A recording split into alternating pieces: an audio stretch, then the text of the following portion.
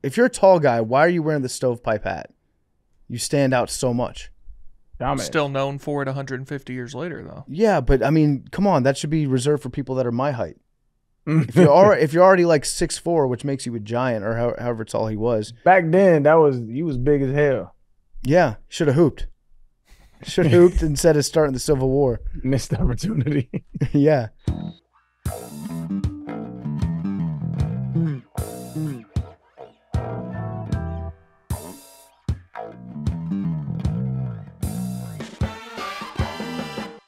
Welcome back to Macrodosing. It is Thursday. It's June 6th. All right, we're back. We're getting things ready for the Macrodosing trip to San Diego.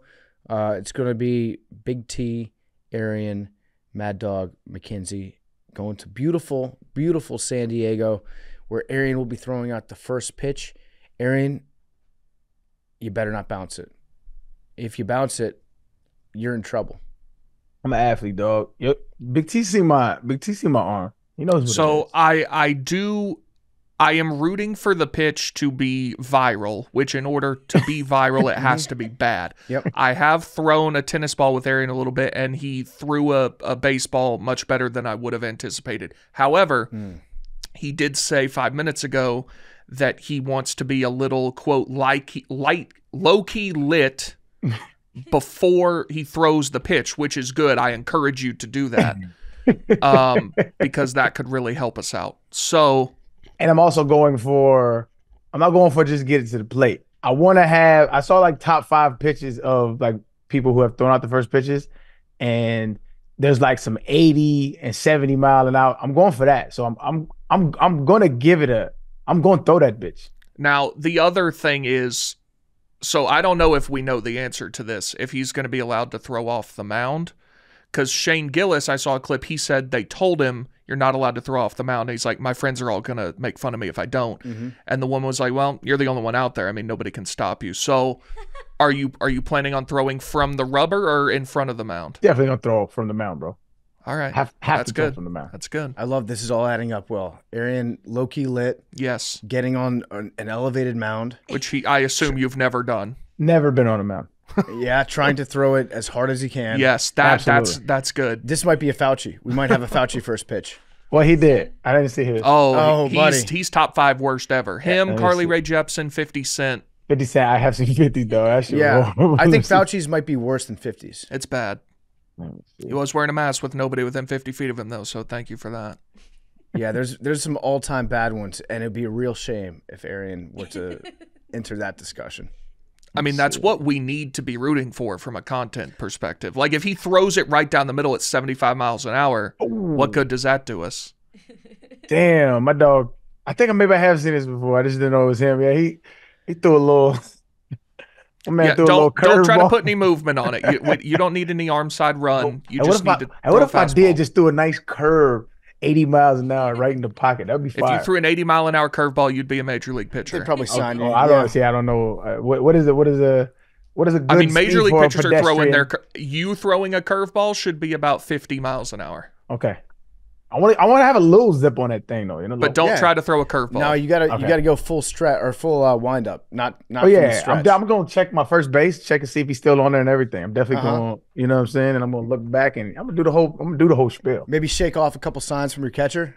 Yeah, no. Let's see what we working with. You know, what does he want me to throw? I might need to talk to some of the Padres operations people, see if we can get a pitch clock violation. Oh, that'd be nice. Yeah, you should get ejected. Umpire comes out, taps his watch. I've never seen somebody throwing the first pitch get thrown out of the game before. Yeah, blue. Yeah, drill somebody. Drill the camera guy that's behind home plate. Yeah, nobody's safe behind it. Like I'm an athlete, but I don't. I should go throw. I have a baseball here. My nephew's here. I don't know if he can catch like that though. We'll see. We'll throw tomorrow. Yeah, we throwing tomorrow. We getting on the field. We throwing a little warm up, right? So yeah, I'm gonna give it to you, man. Pause. Pause for sure. Give it to him. Give it to him hard. I can't wait. I can't wait to see it. Again, I'm not rooting for failure. Like Big T, I'm rooting for a viral moment. However we get there. And this is on Thursday night when the show comes out. So if you listen to the show on your way home from work and you're looking for something to watch late night, turn on the Padres broadcast, see if they're showing Arian's terrible pitch. Damn, why you already describe? Well, if you throw it well, they might put a clip on there if you throw it really well. Yeah, I agree. How about this, Arian? If you bounce it, I get a signed Arian Foster jersey. My Padre jump? Yeah, that's fair. And we can hang it up in the studio if you bounce it. Perfect. What if I don't bounce it? What if I throw a fucking dart? If you throw a dart, I will ship you a DC Defenders PFT commenter jersey that you can add into your stack. And next time you do the video of like all the guys that you played against, you have to have the commenter jersey in there. Just like pull that out, move it to the side again. Bet. And then like duct tape some like glasses to it or something like that. You know what I mean? Yeah. This is a good mayor's bet. Great mayor's bet. I'm excited. Very excited for you. Getting back to sunny San Diego. Yes, going to go out on a boat. Mad Dog's very excited about being on the boat because there'll be boys on the boat. Stop that. I told Madeline yesterday she's gone boy crazy. I don't know if it's the seasons changing. She's boy crazy. Yeah, it's definitely a season for her for sure. Yeah. I'm blushing. We got a really good episode today. We're going to talk about the conspiracy around the assassination of Abraham Lincoln by John Wilkes Booth. Oh, sorry. Yeah. Spoiler, fuck, man. Spoiler. They killed Lincoln. He's very dead. And there's some twists and turns that go along with that we're going to be getting into. We got a couple things to talk about right off the top. Big T's got some agenda items. I just want to say that I've discovered a new thing on X/Twitter. By the way, X says that they're going to start allowing porn. I don't know if you guys have been on the website recently. Porn's been on there for a while. Yeah. I've seen a lot of porn, but now they're explicitly allowing it. And I will be going to xvideos.com to check out all the new features on x.com. And I've noticed a new thing, though. Have you guys noticed that in the ads, when you're scrolling through there, if you slightly touch an ad, it clicks the link for you? They made the sensitivity like I've not noticed this. 50 times greater if you're using your phone. 50 times greater when you're scrolling through. Like if you're just putting your thumb on it, swiping through the comments. If your thumb touches an ad, it goes to that website. They've increased the sensitivity level. I'm doing it intentionally, Ginger. I think you just have weak thumbs. No, I'm telling you. I'm telling you, it's a thing. 100% I have not noticed that. You know what I have noticed? There's an influx of Asian accounts soliciting me for dates.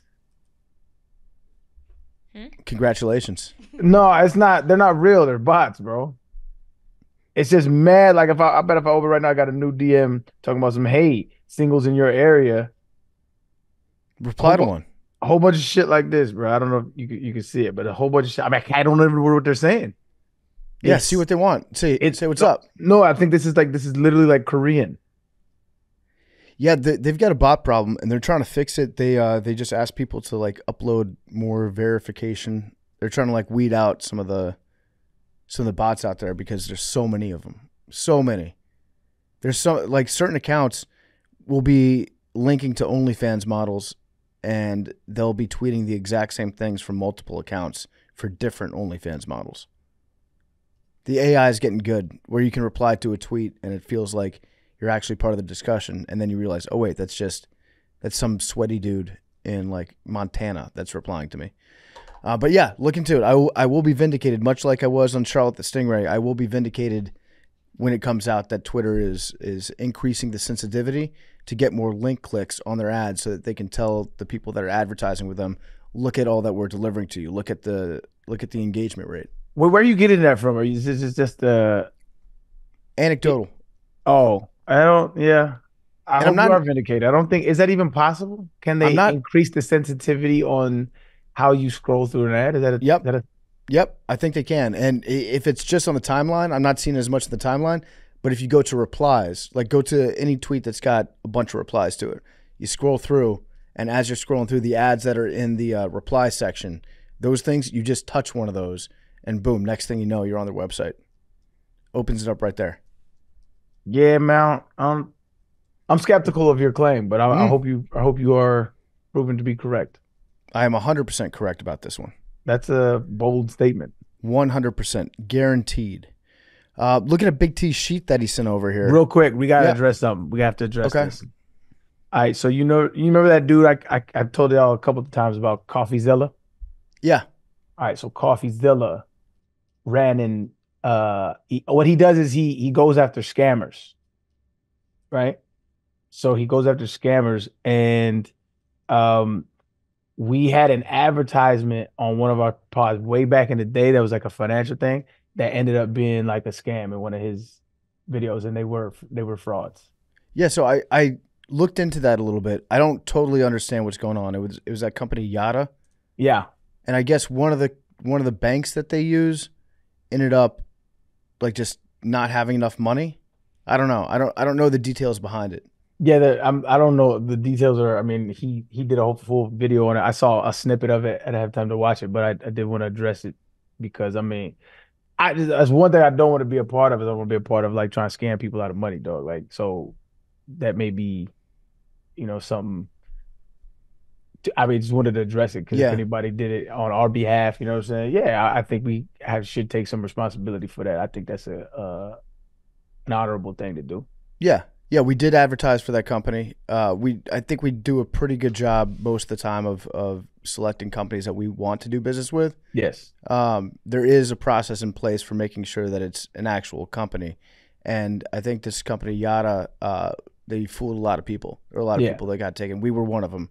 So they made it through. We do take responsibility for that. And we try our very best to weed out the ones that feel like they're a little bit dodgy. It appears one slipped through the cracks. We're sorry for that. If anybody out there put their money in them, hopefully you can get it back. I was reading up a little bit about it, and I think there's still a chance. It's the money is like going through a trustee right now. There's a big legal process, and I think people are optimistic that they can recoup some of, if not all, their investment. But time will tell on that one. I have no idea how that's going to shake out. But yeah, if you did use that, we do apologize, and just know that we try our best to avoid any situation like that. Unfortunately, in this case, it looks like we can't do all of it. Yeah. No, it was not intentional on our part. We try our best not to whore ourselves out, but advertisements are a part of it. It's part of the business, and we try to align ourselves with companies that we believe in. And so, just wanted to address that real quick, man. Good point. Big T, you got anything else you want to bring up off the top before we get into your list? Are you teed off? I've actually been banking several teed offs. Okay. Because we haven't done one in a little bit. I've got a couple teed offs that I've been banking. Number one, this is just a general one. This isn't current events or anything. Preheating the oven. Yep. That's fake news. Okay. So let me understand this correctly. You're like, I'm going to turn the oven to 400 and wait 5 to 10 minutes before I put something in it so that it gets hot. Just put the thing in there at the beginning. You're either waiting 10 minutes for it to get to 400 while it's in the oven or out of the oven. And if it's in the oven, it's going to get a little hotter than it would outside. Right. When it's like 200 degrees, it's getting some of that heat. Right. When it's 300. You're waiting either way. Okay. I respect that point. If you're cooking something, though, cooking is like, especially baking, it's like a science. You have the exact right temperature that the ingredients will react in this way for a set amount of time. So not everybody's oven heats up at the same pace. So you might have an oven that heats up in 3.5 minutes. Somebody else might have an oven that takes 6 minutes to get up to that 400 degrees. I've used someone might have 10. A number of ovens in my day, never preheated one of them. Everything's been just fine. You've never preheated? Never once. I refuse. What have you cooked? All sorts of stuff. I don't know. I'm listening. I mean, I don't know. Name something. All right. I So mean, you don't take me as a baker. I mean, I may be typecasting. Not often. Well, that's what I'm saying. Like, I think, and correct me if I'm wrong. I could be stereotyping here, but you don't strike me as the type to have to worry about the temperature so much. As it's just more like, as long as it's somewhere in the ballpark, it should be okay. For the most part, but like, so what kinds of things are you saying it's so critical to preheat an oven? like a turkey? Chicken, yeah. Chicken. Oh, I don't agree. I don't agree. Well, Joe, that's also could be a cultural thing, but the way in which you could cook chicken, the temperature has everything to do with it. And if it comes out, if it's overcooked, it can be overcooked and it could be kind of dry. Maybe that. Well, let me also say I Might be overcook dry. everything intentionally. That makes sense. There is never going to be an issue where something that I have is undercooked. Well, that makes sense. You probably have never had a great piece of chicken that was cooked by you. No, I think I have. Like you've cooked chicken from raw. Yeah. And you overcook it. Everything is going to be well done with Big T. Steaks? No, not well done. Burgers?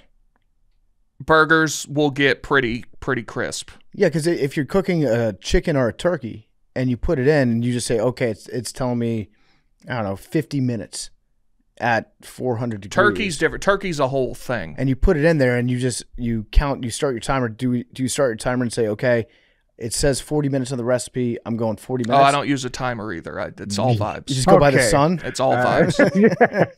It's pure vibe. If you know when it's time. Yeah, so I was so confident when Big T started this rant. It's like, okay, well, he's just not very good at cooking things. Yeah, that's true. Yeah. Like. But there is no okay, what percentage of things that you're cooking in an oven would you say it's necessary to preheat it? I would guess 95. No, that's wild. From scratch? That's crazy. Bruh. I'm not talking about reheating something. I'm not talking about like from frozen. I'm talking about you put in something that is raw that needs to be cooked. You preheat it. But explain to me. You need the oven at 400. Yep. It's going to get to 400 either way. Yep. You can have it in or you can have it out. It doesn't matter. Right. It does matter. If it's something that's frozen that you just need to get hot, I understand that because you can just keep checking and see, okay, oh yeah, it's hot now. I can eat it. But if it's something that it needs to change, like the state of whatever you're cooking needs to go from raw to fully cooked, then yeah, that 6 to 7 minutes in the oven does make a difference. Absolutely. And it's like you said, it's a science. And so like the way those chemicals interact with heat change everything, like from minute to minute, from seasoning to seasoning. So everything matters so much. And why like people who are into culinary shit, like it's fascinating. And like it's actually therapeutic when you kind of learn. I have my bag of what I can cook and but like for instance, like if you're cooking steak on a grill, the different types of wood chips that you use interact differently with the meat and it changes the taste of it. Like chemically, everything changes. And so it's like your preheating oven matters, man. All right. I don't necessarily agree, but I'm glad that y'all have I've got another one. Okay. This is more in the news. Gotcha. Have you been seeing these Zillow commercials? Yeah. Zillow's entire marketing strategy right now seems to be commercials of people who like shouldn't be buying homes, buying them. Okay. And it's extremely odd to me. All right. Like there's one where two friends buy a house together. Never, ever do that. There's another one where a woman was like, my boyfriend didn't want to buy a house, or my boyfriend broke up with me, so I decided to like buy a house. Like it's all these people making horrific decisions buying homes in a bad buyer's market, by the way. And it's a very odd set of commercials to me. It's funny that they're advertising towards people like getting over a breakup. Like, hey, you can cut your bangs or you could just buy a house. Yeah, and then her like neighbor walks in after presumably just having sex with her and she's like, that's my neighbor Todd. It's like it's so weird. I haven't seen that one. I'm going to look up for yeah, that dude, one. they've got some weird commercials going right now. Yeah, so they're saying like if you buy a house, a cute boy might live next door to your new house. Right. Mad Dog's downloading Zillow right now. It's a very effective piece of advertising. What they should be doing, because Zillow doesn't give a fuck if you actually buy a house or not. Zillow gives a fuck if you download their app and then you use it to look at houses that you could buy. That's the real allure of Zillow. Well, wait, like we've just going on vacation and being like, oh, I wonder how much it would cost to buy a house in this neighborhood. Oh, look at this. Yeah, I can move to San Bernardino. Well, we've just cracked it. These people are going to be selling their houses in a year when they realize what a horrific mistake they've made. Where are they going to list it? Zillow. Yeah. So that's what they're doing. They're trying to get sellers. Yeah. Yeah. Okay. Well, sellers of homes. yeah, we got to the bottom of it. There's nothing better though. I got Zillow on my phone. I got all the apps, all the like real estate apps. I look at every city I've ever lived in.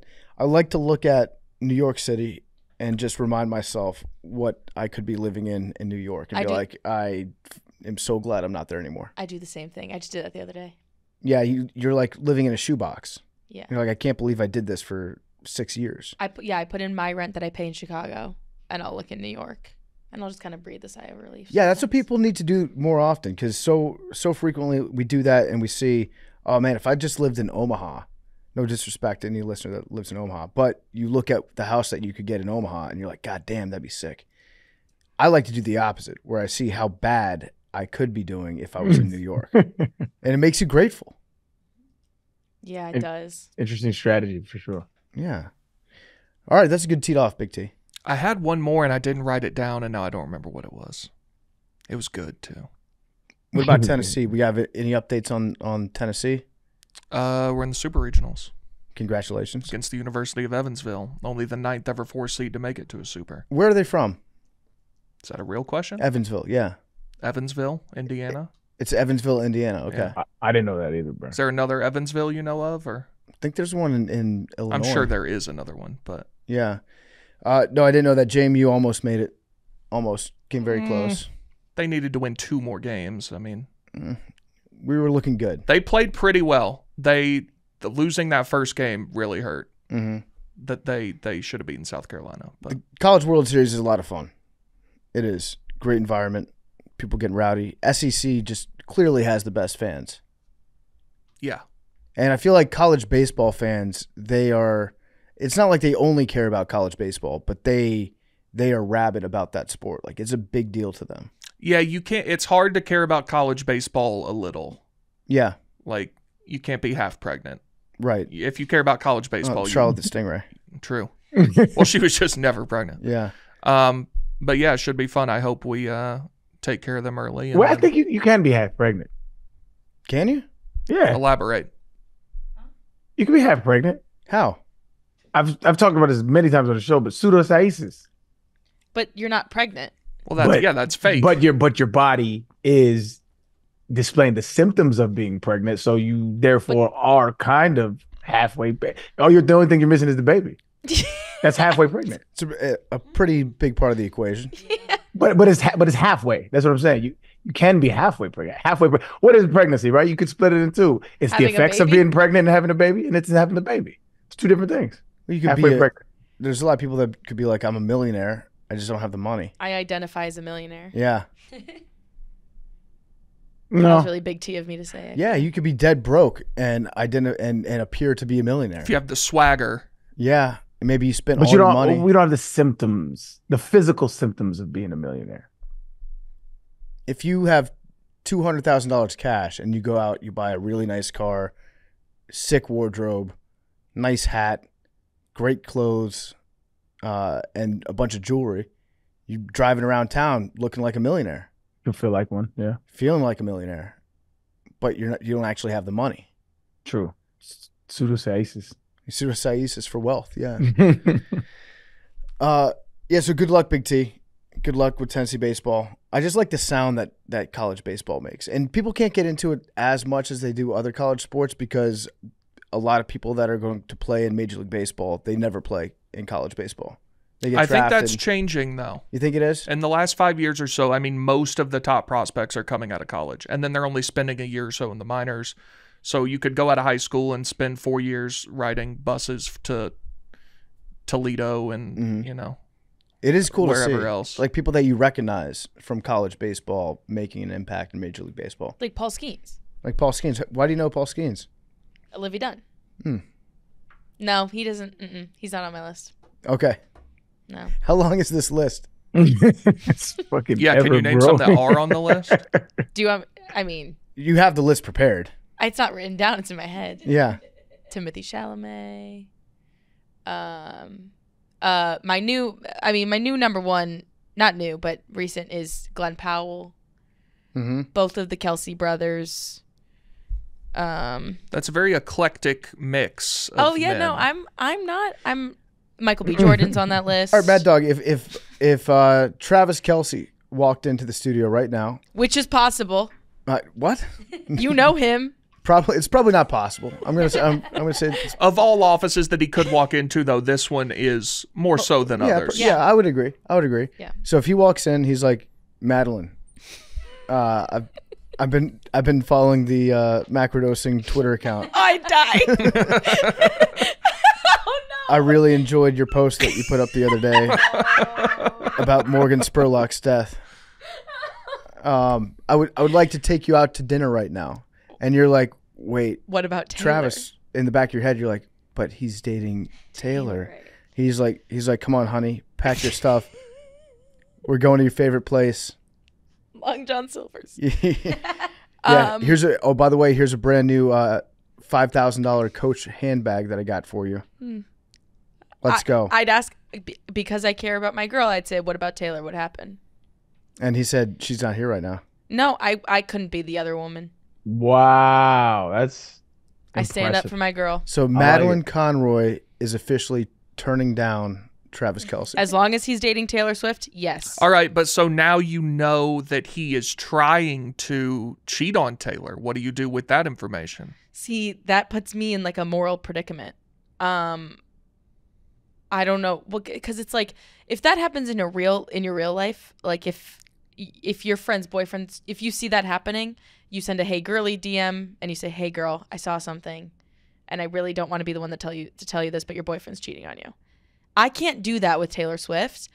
I think if this real situation happened in real life, oh God. Yeah, you just tweet it from the Macrodosing account. And we'll all Yeah, do I just retweet tweet it? Hope Yeah. it gets to her. Because I also don't know if I could like, I don't know if I could sell it to like people. No. Yeah, you don't want to be like a person. Now, but Right. what about this, though? If you do go on a date with him, you guys fall in love. No, Wait, hear me out. You fall in love, buys you a house on Zillow. on Zillow. But then, like 2.5 years from now, there's a Taylor Swift album, and she's got a bunch of songs about you. Oh, I couldn't. No. Oh, damn. Would you like that? I don't think I could take it. You made me mad. That's the first one. Oh, that's good. Yeah. I like you that. like that white girl? Yeah. Oh, with the M and the A and the D. Yeah. There's two D's. Yeah. Mhm. Oh God. I don't think I got conned. Yeah.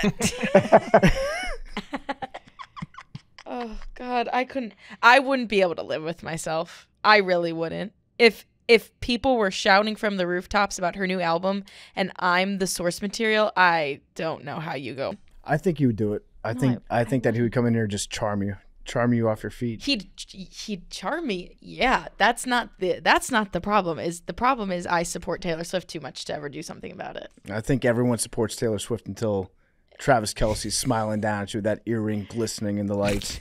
Well, and we have so much to talk about. Like, we're from Cleveland. So much. You guys have so much in common. Yeah, we're both from Cleveland. I know you. He knows you. You like him. He likes him. Yeah. Yeah. I mean, You guys both love Taylor. Isn't he nice, though?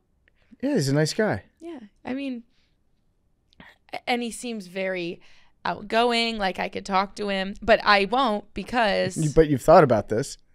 no, he's on my list. No, but the list is fake. That's what I'm saying. Why is the list fake? Because you just said you wouldn't even go out with him. Well, I mean, these men are taken. I'm not. This list isn't realistic. I'm not picking people in like my real life. Sounds Can like you list that list too? No, I don't have a list. of sounds like that. you're not about the list. Sounds like No, I'm about the list. The list is delusional and like it's in a vacuum. The list is in a vacuum. Oh, Mad Dog, I got to ask you because I talked about a part of my take yesterday. There was a recent piece in the New York Post about this summer being the summer of threesomes because of the tennis movie Challengers. I could see that happening. I won't be partaking, but Is this a new trend? I don't know if it's a new trend. It sounds like it is.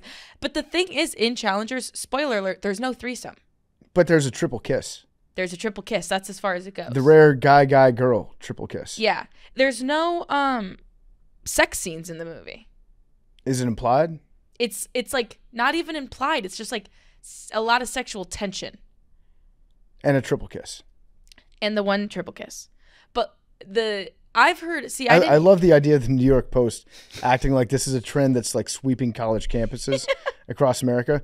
Bros and chicks are doing triple kisses left and right. All the frat guys, a girl making a cooler for 2 guys on it. And it's got one guy on one side, one guy on the other.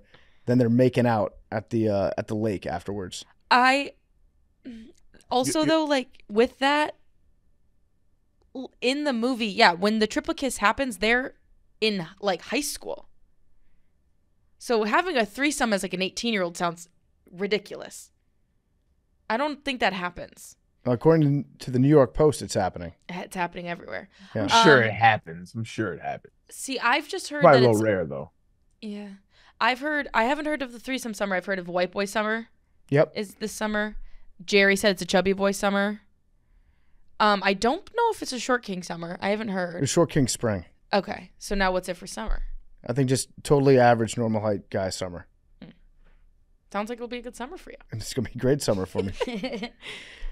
Yeah, I have not heard of the threesome summer, but I could see the triple kiss becoming a thing. No, I don't know. Guy, girl, triple kiss. Is that dudes don't want to kiss? Nah, bro. But what do you think? Do you think it's more realistic if it's 2 girls, guy? I think I think there have been more guy, girl threesomes than there have been guy, girl kisses. Well, see, we wouldn't even call that a threesome back in my day. What do you call it? That was a train. What it is. You put on your conductor's hat and suspenders. Times have changed. I understand, the social dynamic, but yeah, back in my day, that was a train. If it was 2 girls and a guy, that's threesome. 2 dudes and a girl, it's train. Eiffel Tower, you high five over top. Wait, yeah, I've heard of that. Now, what did Patrice O'Neal say? He said, no, don't make it weird, man. He said, just fuck your half of the torso. Don't make it weird. He said, don't make it weird, man. So yeah, we're not gonna make it weird. But I don't think triple kisses are happening. They can try to make it happen. Have y'all ever triple kissed? No. Triple kiss just sounds bizarre. No. The logistics. No. What was the hesitation? Well, I just wasn't going to answer that question because it's nonsensical. But no, I haven't either. That was never an appeal to me. Yeah. Because like you can't really like only time I really kiss somebody is like when I'm intimate and I like them, right? Or it's about to go down. And so like having 2 people, I guess I can see the appeal, but it's just you can't really get into it because I like to fancy myself I'm a good kisser. You know what I'm saying? I can do my thing. But like when there's 2 other people, how does he, you know what I'm saying? What's the guy, girl triple kisses probably almost never happen.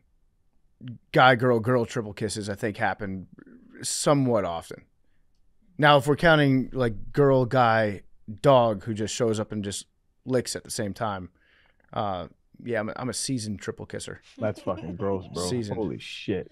Your dog licks your face sometimes. No, he doesn't. Yeah, he does. He shouldn't. He shan't. All right, so that's threesome talk. Triple kiss talk. Triple kiss talk. Yeah. So if I wasn't going to see Challengers before, I'm definitely not going to see it now. The triple kiss is what's turning you away? Yeah. Yes. I will say. Well, the tennis. The tennis is gayer than triple kiss. The tennis is the gayest part. Yeah.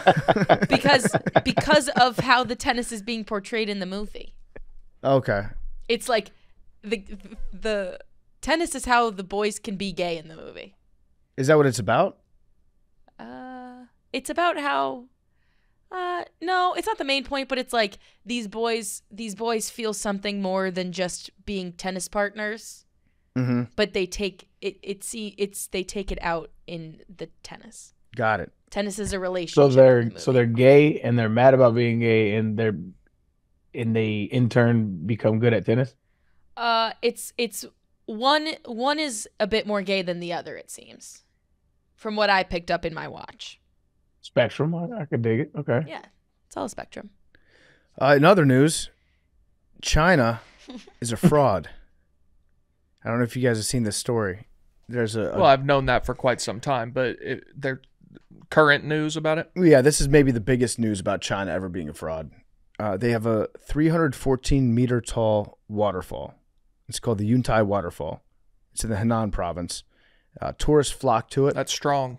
Henan, 14 meters. That's strong. 314 meters. Yeah, It's what, 1,000 feet? It would be about close to 1,000 feet. Pretty tall waterfall. It's a big tourist attraction. The park has a quintuple A rating. That's AAAAA, the highest given to a tourist attraction by the country's Ministry of Culture and Tourism. And they describe it as being like the Milky Way flying down. That's how they describe the water, as appearing as the Milky Way galaxy flying down here on Earth from on top of a cliff into a pool at the bottom. They get thousands and thousands of visitors. But a picture came out just a couple days ago of the top of the waterfall. And when you zoom in on it, you see pipes.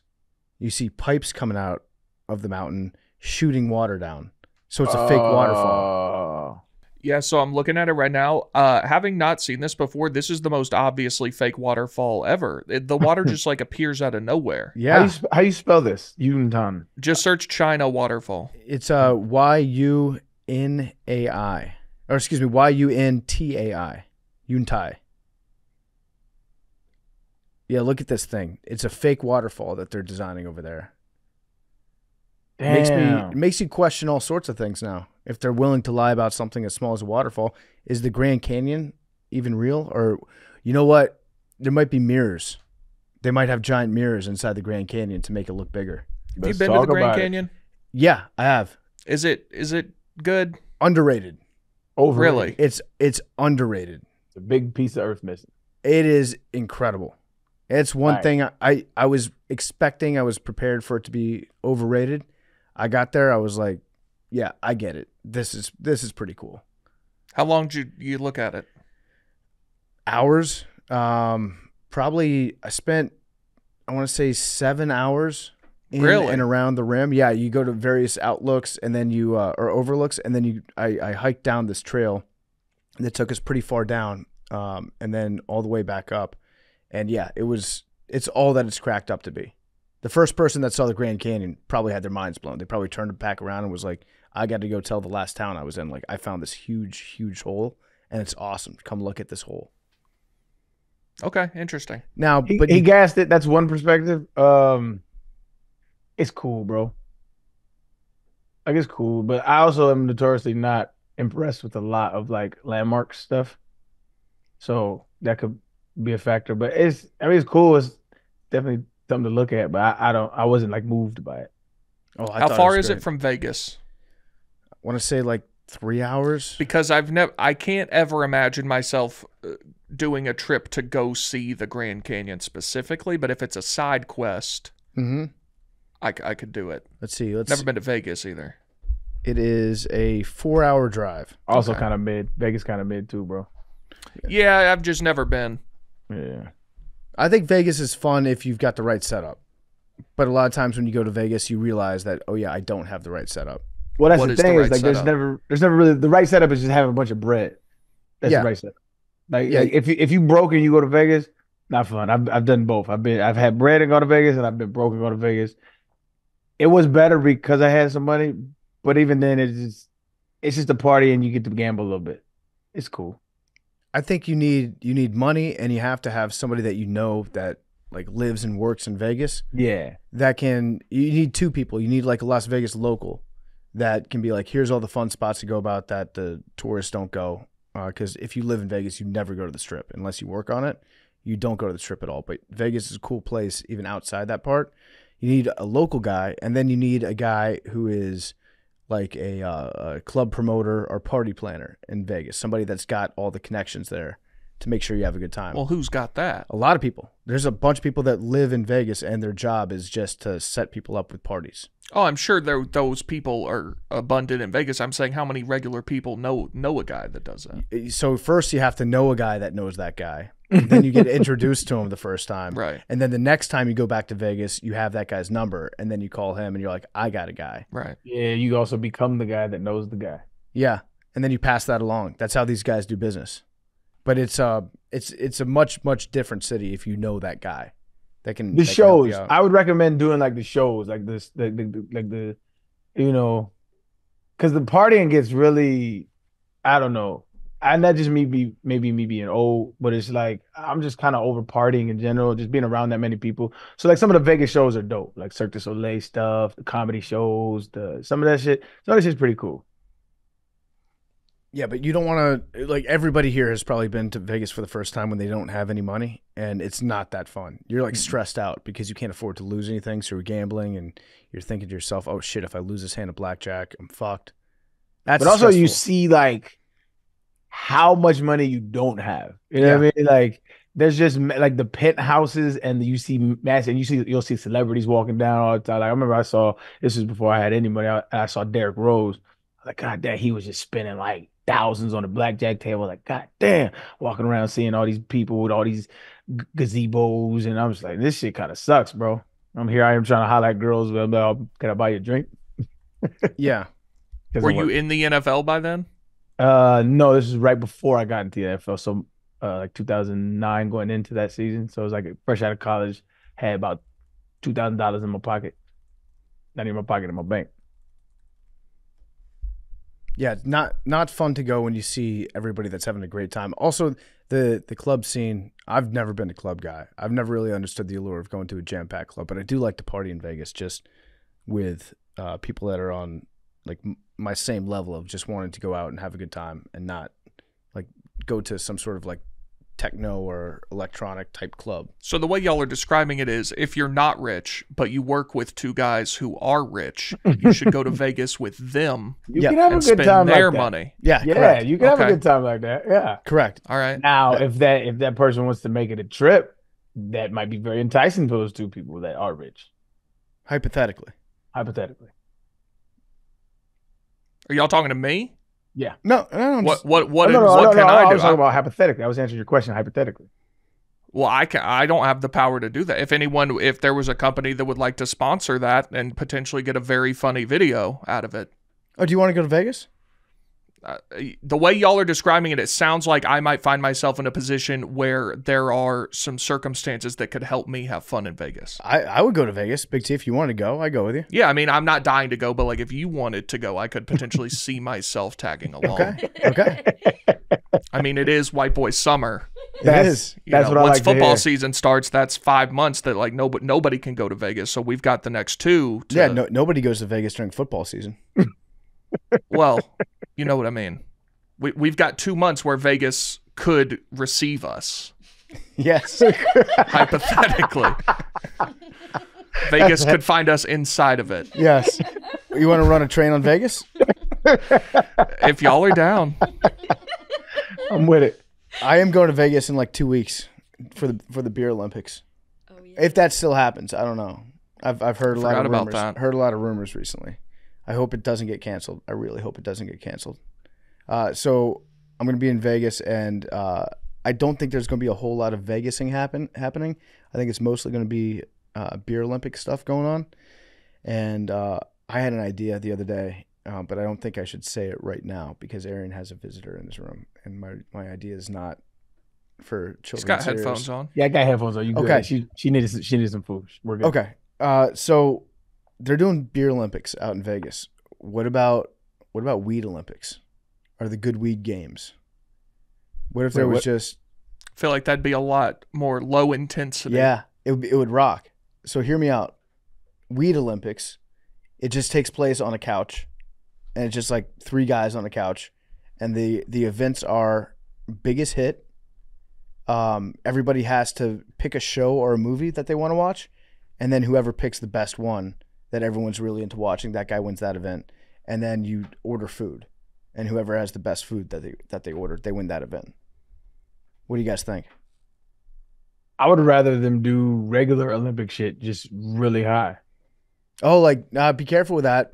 Emmanuel Acho told us you can't have people smoking weed and throwing the javelin. Someone could get killed. I doubt that. Yeah, it was when Sha'Carri Richardson got busted for weed, and he was like, "We act like this isn't a big deal and say, oh, she's not harming anybody, But if we're talking about track and field, what if one of the javelin competitors was high on weed? That He could was be very serious? dangerous. Yes, he was dead serious. That's goofy as shit. Yeah, he said he never smoked weed before in his life. He's a weird guy. Very weird guy. I've never really followed him, but like every night he pops up with a wild ass take that I'm just like, what the fuck is you talking about? But you're right. Doing like the high jump, doing No pun intended. no pun intended, 100-yard dash, stoned as fuck would be funny. I've always wanted, and of all the places that would never do this, Augusta National's #1. I've always wanted them to televise the Monday after the Masters when the journalists that they select to play the course, Yeah. to just watch regular people play it. That'd be way more fun than the Masters. First 3 days of it, anyway. Yeah. Charles Barkley versus Augusta. I mean, that would be all time. But yeah, just like this year, there was the woman who had never played golf before in her life who got Yeah. selected to play Augusta that day. She won the lottery. That yeah. would have been incredible. I love how mad it made the journalists too. Yeah. Like these guys that have been covering the event for 30 years, and all they want is just to hit one ball off a tee there. To be fair, that if I was in that position, that would make me mad too. Yeah, it probably would. It's still funny from the outside perspective. Oh, it's hilarious for that. I want nothing more than to play at Augusta, but it doesn't make me mad. Like that shit is fucking the irony there. Beautiful. Yeah. I wonder what she shot. I don't remember if she posted it or not. You got to post the scorecard 100, afterwards. 190, bro. What? She's Yeah, never played golf? Probably 200. Shot a 200 at Augusta. Set the course record. Do you think they let you, like, if you're in that position, you've never played golf before in your life, they give you a caddy and stuff. Do you think they let you, like, cheat?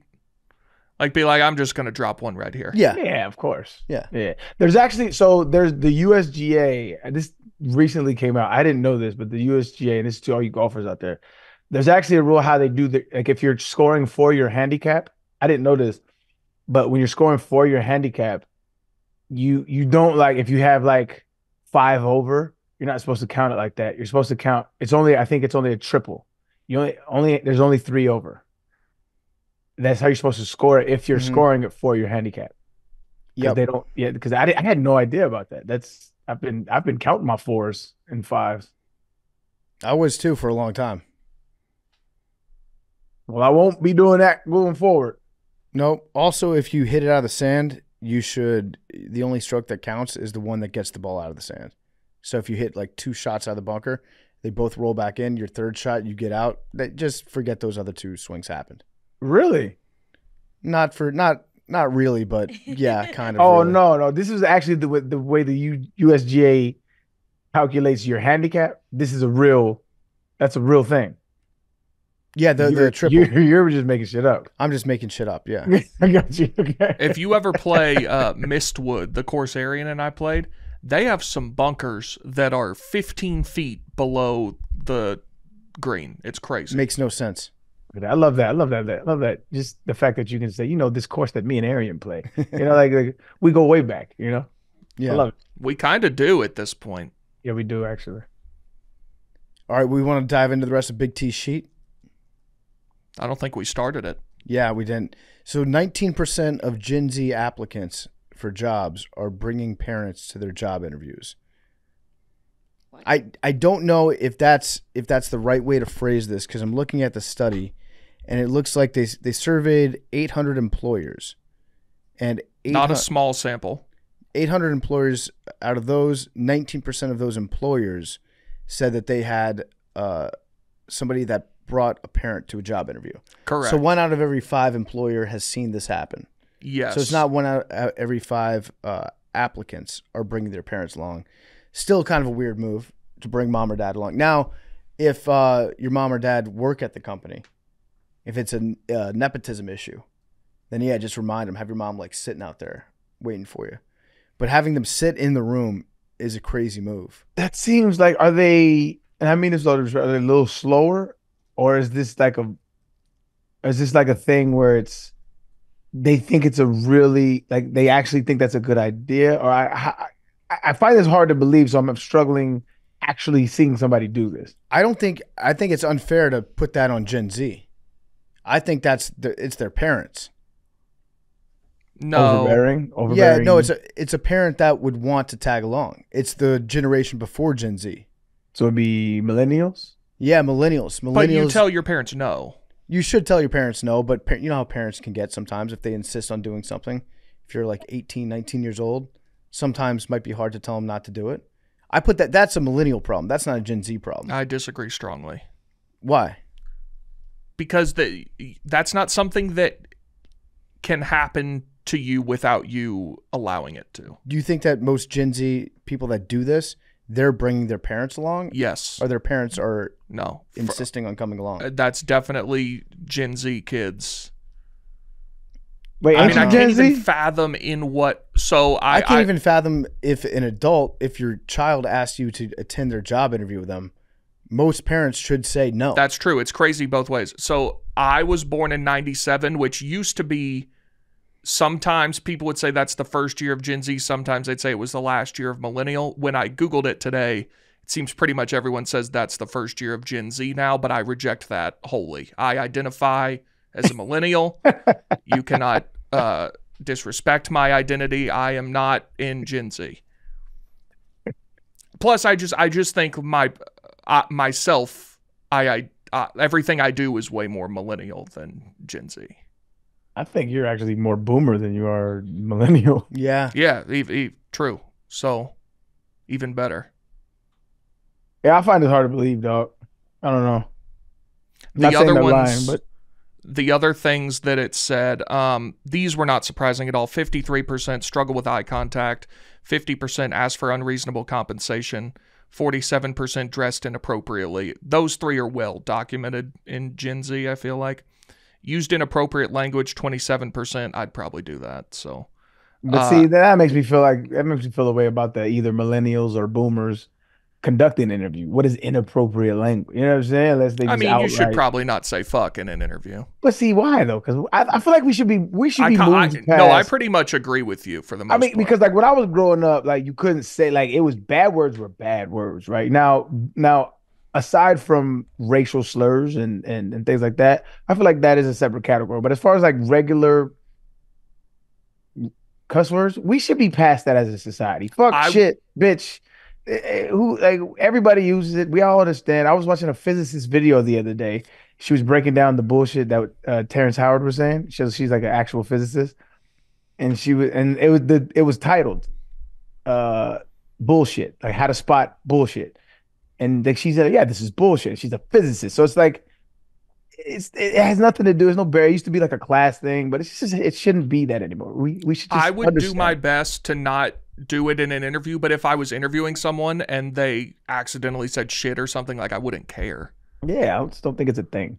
The other one that was almost as crazy as bringing your parent, 21% refused to turn on a camera during a virtual interview. That's insane. So why are they refusing that? I have no idea. So they're saying like maybe they're not put together. They're not wearing appropriate attire. Yeah, I don't know. But even with number one, that should, it should go without saying, just put on a collared shirt or whatever. But even if you weren't, it seems like turning your camera on would be better than not being like, no, I'm not going to. See, I feel there's two things where I feel like the generational gap that I saw millennials start to bridge. Like when I first started like going into like business meetings where there were like real money being talked about, stuff like that, I was like dressed to the nines, right? Like I had tie and I was doing the whole thing. But what I noticed was like people with a lot of money, they would come to those meetings in like regular jeans, sandals, and a white t-shirt. And so I was like, why am I continually trying to dress up to impress these motherfuckers when that's where I want to get to? And all these motherfuckers are just comfortable. It made no sense to me. And so I think society slowly started, and I threw away all my suits after I started seeing that, but society slowly is starting to accept that as well. And so there's a few of those things I kind of agree with, but bringing your people to an interview that's kind of insane. Dress for the job you want, not the job you have. But in reality, that would mean like not even putting on a shirt. Yeah, look at Mark Zuckerberg. I want that job. Yeah, he got the least swag of anybody in Northern America. Yeah, just plaster your face with sunscreen. And then I want to be Mark Zuckerberg or Elon Musk. Just wear swimsuit. Yeah, you don't ever see him dressed up like that. I don't. I think that surveys like this are pretty much designed because they want to make the older generations be like the young generations, everything wrong with America. And that conversation's been happening for a long time. Like millennials, we were the Gen Z of our day, where it was like millennials are doing all this stuff. People were very harsh on millennials. Like millennials are ruining culture. They think the world's handed to them. Every generation has this conversation about the generation that comes right after them. And right now it's the turn for millennials to hate on Gen Z. Just be big haters. Like these people stink. What comes after Gen Z? What's the next one up? It's Gen X, ain't it? No, it's Gen X was before like, millennials. you mean younger right? than me? Shit. Is Generation Alpha. Generation Alpha. Fuck, you guys missed Generation Alpha. I'm okay. How do you guys hate on Generation Alpha? You got to start getting your story straight because it's going to be big in like 6-7 years. I don't think they're like able to read. Like from everything I hear, I like that. like they can't read. Ruining Well, society, they're illiteracy. free. They're children. Well, they're children. Yeah. Fuck you. You can't read. Their children, they get spoon fed everything by their parents. Yeah. Some of them don't even know how to use a bathroom. Yeah. Boring. No, but I think it's like the TikTok brain rot has gotten to Generation Alpha where they say like skibbity and stuff like that. That's still Gen Z, I think. That's like middle schoolers. Well, when does wait? 2010. Gen Alpha is anybody born from 2010 to this year. Okay, so if you're born in 2010, you're 14 now. So 14 and younger. So Wow, I didn't realize it was that long ago, even. But yeah, so 14. There are 12-year-olds saying skibbity and mewing and all of that weird shit. Use skibbity in a sentence. I don't know how to. Yeah, what is skibbity, bro? I don't know. I'm pretty sure it means bad. That's skibbity. And then Yeah. they say you have to mew, and that's something with your jaw. That one I have not heard. I know there's Skibbity Toilet and Yes. Skibbity Ohio. Yes. You're acting so skibbity Ohio. I've seen a TikTok about that, but I don't know what that means. I have a prediction. Yeah. I think that's going to be the generation that destroys the world. I can see that happening. Generation Alpha. Those kids can't read. No, we're going to get an illiterate TikTok president from Generation Alpha, and they're going to just be talking shit about other world leaders. Be like, all the other world leaders, they just love drama, and they're fake friends, and I don't like them. And then they're just going to nuke France because of that. Yeah, yeah. But that's kind of like what I would critique them with, is that they don't know how to read and they make up those weird words. They don't know how to read. That's what they say on TikTok. All the teachers on TikTok say, since COVID, kids can't learn how to read anymore. Wow. This is fun. This is funny. So I typed in, what does skibbity Ohio mean? Because I never heard of that one before. And a Reddit thread popped up of Gen Z. She said, I'm a young millennial teacher and just left the high school, and I was working at my 10th grade students made me a card where they said their farewells and whatnot. One student wrote the above phrase, and initially I thought it was just a string of nonsense, but the internet has led me to believe that some of these words have meaning. Is this some coded Gen Z message? And the message was, Ohio skibbity gyat sigma riz. Yeah, I know some of those. Gyat is ass, right? Yeah, gyat is That's a fat crazy ass. to say to your teacher. Gyat, and then sigma. Sigma is like above alpha. And then Riz. Riz. Sigma Riz. Ohio skibbity gyat sigma riz. That's just insane. actually funny, dog. That's just actually funny. All right, so I don't want TikTok to shut down, but it'd be very funny if it did, just to see how like every kid out there that is just totally engrossed in TikTok culture has to respond to that, and how they develop, how they're gonna get like the old trope where you bring somebody like from the jungle into the city and you introduce them to modern culture for the first time, taking somebody off TikTok and be like, okay, now you have to be out in the world.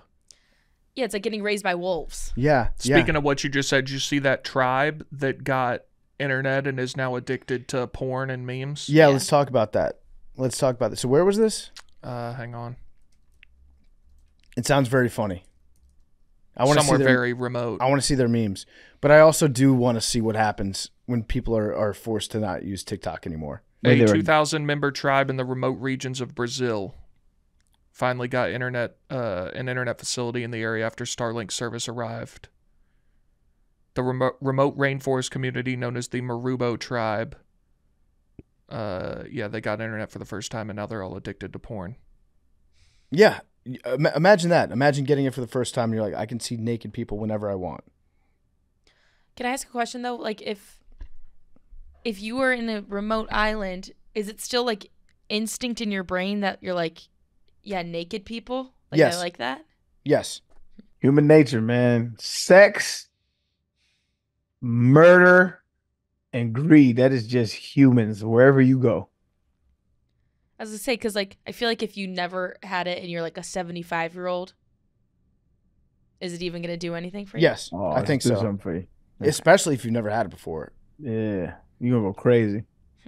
What would you like to introduce to that tribe if a tribe just gets Starlink? Just tell them Skibbity Riz Ohio Sigma. What would you want to play for them for the first time? Oh, What do you think would blow their mind the most? Well, they probably wouldn't like the music too much, or maybe they might. I don't know. But I don't think we're doing it for them to like it. I think it's just like a culture shock. I'd like to see him try a McDonald's Sprite. Yeah. Their heads would explode. Yeah, that spicy Sprite. Like some kind of outlandish like food, like like on a chamoy those pickle. Well, no, just like on those. You know how they do those food challenge things, Yeah. like a triple or 4 patty burger that's like this big, and to see what they do with that. Yeah, Or you just show them man versus food. I literally was just gonna say man versus food. Yeah. You're like, look what they do in America. Can we have Adam Richmond back on this show sometime? He was awesome. Yeah. He was one of my favorite guests, dog. Just like a history of food. Like I loved him. That shit was amazing. You know what I would show him? I would show Jackass. Yeah, they wouldn't even understand what was going on. They'd love it though. I feel like they'd understand what was going on. Yeah, this guy's getting his penis bitten by a snake? That's awesome. Steve-O becomes a god. You do that on purpose? Yeah. They build statues and like giant rocks like Easter Island. They carve them. They all look like Steve-O's face. Yeah, shout out to that tribe. Hopefully we got a couple of Macrodosians down there. Come on the podcast. That'd be sick. It would be. That would be lit. Yeah, if you grew up in a remote jungle tribe, I'd like to talk to you about your upbringing. And they probably hate generations after them. I don't think that that's something that's unique to the United States or to the civilized world, as we call it. But if you're telling me that people in remote tribes don't continuously hate on the younger generation, then I think you're full of shit. I think that's something that's very, very relatable across all cultures. I agree with that. What was y'all's slang when you were middle school, high school? What these kids are saying now. That's what's interesting to me. It's like, it might be different for PFT, but like all the terminology that you're hearing, like these young kids say, they're just discovering internet. Like they're just discovering like how other people talk, and they just kind of taking from that. So like all this, and not the Ohio Riz shit. I don't know what the fucking that shit is. Right, that's what I'm saying. Y'all weren't saying skibbity. Nah, but like, okay, like I don't know, black people, like, so this is why like the internet was like a weird, and like in our generation, and tell me if I'm wrong, PFT, but like in our generation, it was very unique because we told the line between we understand how the world used to be, but we also understand how the world is now. And that was what's unique about our generation. And like when I was growing up, there was a very distinct difference between how white folks talk, black folks talk, Mexicans talk. It was a little bit more racially divided as far as like just linguistically. You can kind of tell where somebody was from. You can kind of tell, what race they were by how they spoke. And you can still kind of do it to a certain extent, but it's less because it's all become so intertwined with the internet. So you'll hear, like, I'll hear kids, like I'll play games and like, I play with like teenagers or 20-year-olds and stuff like that. And I hear them say shit. And I'm like, nobody talk like that in your neighborhood. You just heard it from like a video or something like that. You know what I mean? Like kids nowadays are like, on God, like shit like that. Like you'll hear kids say that all the time, like, on God. Like that comes from somewhere. You know what I'm saying? I could be wrong about that, but that was my experience. Yeah. Yeah, I would say that the slang that I picked up on that I started saying was probably the same slang Arian was saying, except for me it was probably like 3 years after Arian had been saying it, and it wasn't cool anymore, and then it finally made its way like into suburbia, and then we acted like we just discovered it. Like I remember homie used to be like looked at as like, I don't know upper class people didn't talk like that. You know what I mean? It was how we associated that, like that's the homie. But now you hear that and you're just like, oh, that just means friend. Like it wasn't like that. It was like dude. Y'all used to say dude a lot, but it wasn't in the sense of like oh, that dude tripping. It was like, dude, like, you know what I'm saying? Like, it was just it was a different era, man. It was like Slipknot and Blink 182. Like that was the distinguishing difference culturally back to what I grew up with. Yeah. It was huge when we discovered that you could put just "is" after whatever the first letter was, and you'd sound like Snoop Dogg. Rizzle dizzle. Yeah, you could say like Rizzle Dizzle, or you could say like, I got this bottle of Wizarda right here, and you just put that in the middle, and then all the teachers were like, "What the fuck are you guys talking about?" And we thought it was the coolest thing ever, but then that's really no different than just saying skibbity, just like making up nonsense to put in words.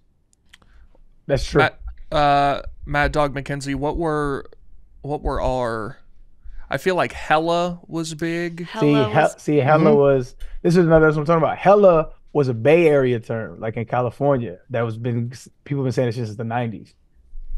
But like it culturally, like it moves through, and when people start to hear it, they start to pick up on it. Hella was an old school California term. Well, it's also just like, I mean, white people just steal what black people do and make it their own, unfortunately. You guys ever say Bama? Bama was a big one, and that's a DC area thing, though. No, what context would you use? Bama is like somebody that's whack, somebody that like you don't like. That dude's a Bama. No, but I'm gonna adopt that now. I like that. Yeah. Yeah. Bama of the week. I like that. Yeah, Bama of the week. Yeah, hella was a big one. Skirt. I'm seeing that squee was apparently a thing in 2013. I don't recall squee, but that means like happy, I guess. Squee. Never heard of No. squee. Remember that. I'm trying to remember like what I would see like on Tumblr. Selfie, FOMO, derp, and squee were the derp. big words of 2013. Derp was a big like Fred on YouTube, if you remember him. Oh yeah. Bay. That was a big one. Bayfy. Oomph. You remember Oomph? Oomph. People still say oomph on Twitter. That's crazy. Wait, I thought oomph meant one of my followers. It does. Oh.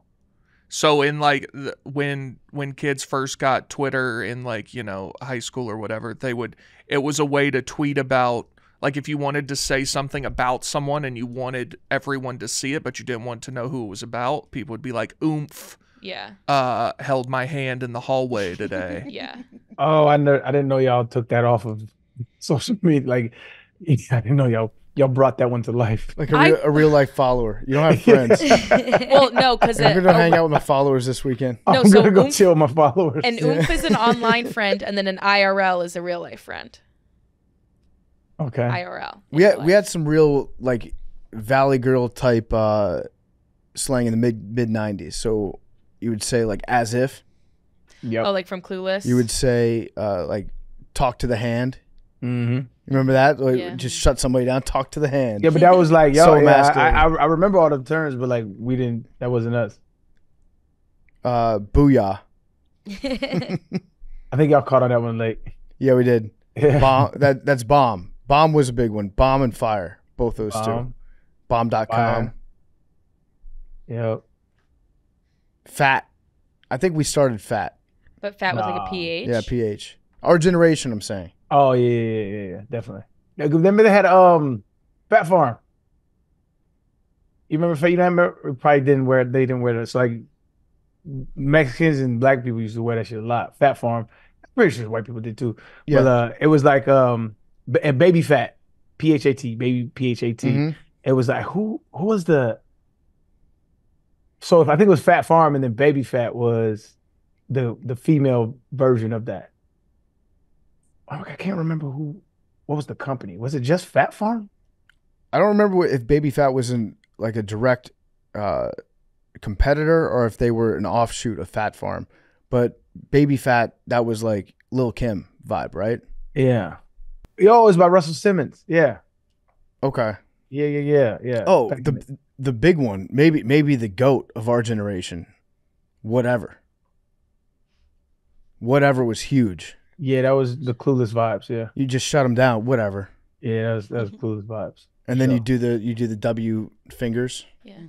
Whatever. Would you do whatever major loser? Oh no, I wasn't that cool. Yeah. I think I did whatever moron. Ooh, WM. whatever, moron. Yeah, everything's coming back though. I feel like Stan. Yep. Yeah, it's big now. Stan. Basic. Bling bling was a big one for us too. Yeah, bling. Ice. At first you wouldn't say bling, you had to say bling bling. I've got the bling bling, and then that got shortened to just bling. Yeah. Do you have bling bling? I did not. No, I did actually. I don't know if you can consider this bling bling. I put spinners on my minivan. Oh my in high God! school. What y'all used to call those? Spinners. So we call them spree wells. Oh, Spreewells, yeah. Does that have worst. something to do with Latrell Sprewell? I don't know. Actually, I never questioned that. Yeah, I'm pretty sure that Latrell Sprewell had shoes that had spinners on them. Is that why? I've seen those. Yeah. They weren't just straight up like spinners. They were hubcaps that were spinners. So I think I spent like $40 for the full set for the minivan. I actually want these shoes now. Yeah, it was nice. Oh, and they had these. Do you remember these, dog? They had the Dada shoes. They had Dada shoes with the spinners on the side of the shoes. Those are the Latrell Sprewells that I'm looking at right now. That might be why we call them Sprewells in Gotta be. in general. Yeah. And then the mouthpieces eventually got spinners on them. You just put spinners on anything. Yeah, man. Spinners was that shit. Or chains. I think they still kind of do that. Rappers do that every now and then. They had spinners on the chain. Yeah. I remember one time my spinners got stolen. Or one of them got stolen off my car. Good, just stole one of them? Just stole one of them. I was very upset about that. That's almost worse than stealing all four. Yeah, it is worse. For sure. Because then I was just driving around 3 spinners for a long time. I was hoping that if I saw somebody that I was trying to impress, they drove up on one side of my car and not the other. So I was just fixing to say, I think 2 is actually the worst. Yeah. 1 front on one side and 1 rear on the other side. Yep. And then 1. Then, I don't know, 3 might be, I'll workshop this. But if you had 2 spinners that were just on one side, that's okay. Yes, that would be the best case scenario for 2. It's like the Steelers helmet. I actually think 3 would be the worst to have stolen. Yep, I agree. It's 3, 2, 1, 4. 4 is the best. Yep. Just get 4 new ones. Yep. 3, 2, 1, 4. That's my rankings. We need to bring spinners back. No, I might leave that one. You gonna put them on? You know, it would be funny on a bike or like a Segway or some shit like that. That would be funny as hell. Yeah. Whatever happened to Segways? You don't see those anymore. They were the sport of the future. Yeah. The guy that invented Segway fell off a cliff on a Segway. No. That kind of put the end to it, yeah. Are you serious? The founder of the Segway company, yeah. That's fucked up. I remember when they first came out, they were on the Today Show. They're like, look at this brand new invention. This is going to change how people walk and how people get around. You're not going to walk anywhere. People aren't going to bike. You're going to drive less because everybody will have a Segway. And then people tried to drive a Segway, and everyone dislocated their shoulder because they're hard to drive. So I'm trying to find if it's this guy. So when my uncle graduated from Georgia Tech, the commencement speaker was some guy who started Segway. I don't know if it's this guy or not. Probably was. But I vividly remember he goes, I have 100 tips for success to tell you guys. And everybody was like, holy shit, this is a nightmare. And he got through 3 and he goes, and the other 97 don't matter. And I was like, oh, thank you. That's good. Thank you. I hope he is not passed. I hope this was a different Segway guy. My commencement speaker was like, women should just stay at home and have babies. And I was like, respect. I get that. Mine was like some woman who worked at a bank. I couldn't even tell you who it was.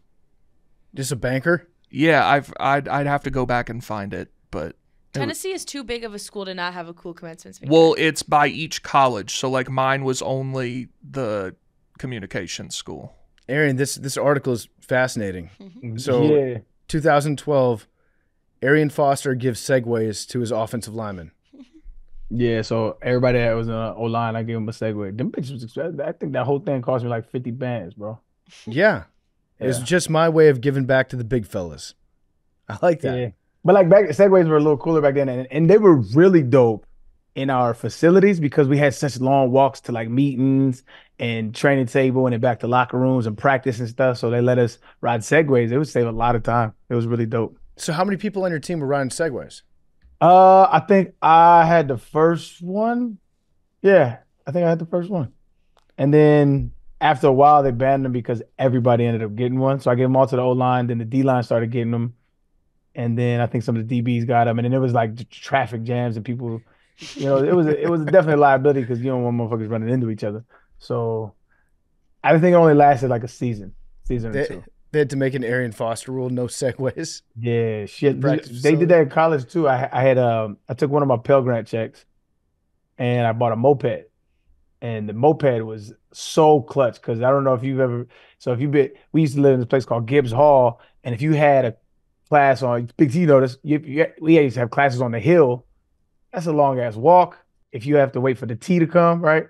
So I had bought a moped, and I would just park right outside the classroom. It saved me so much time. But once they found out I was riding on a moped, they banned all the mopeds because like 2 or 3 dudes got mopeds after that, banned them.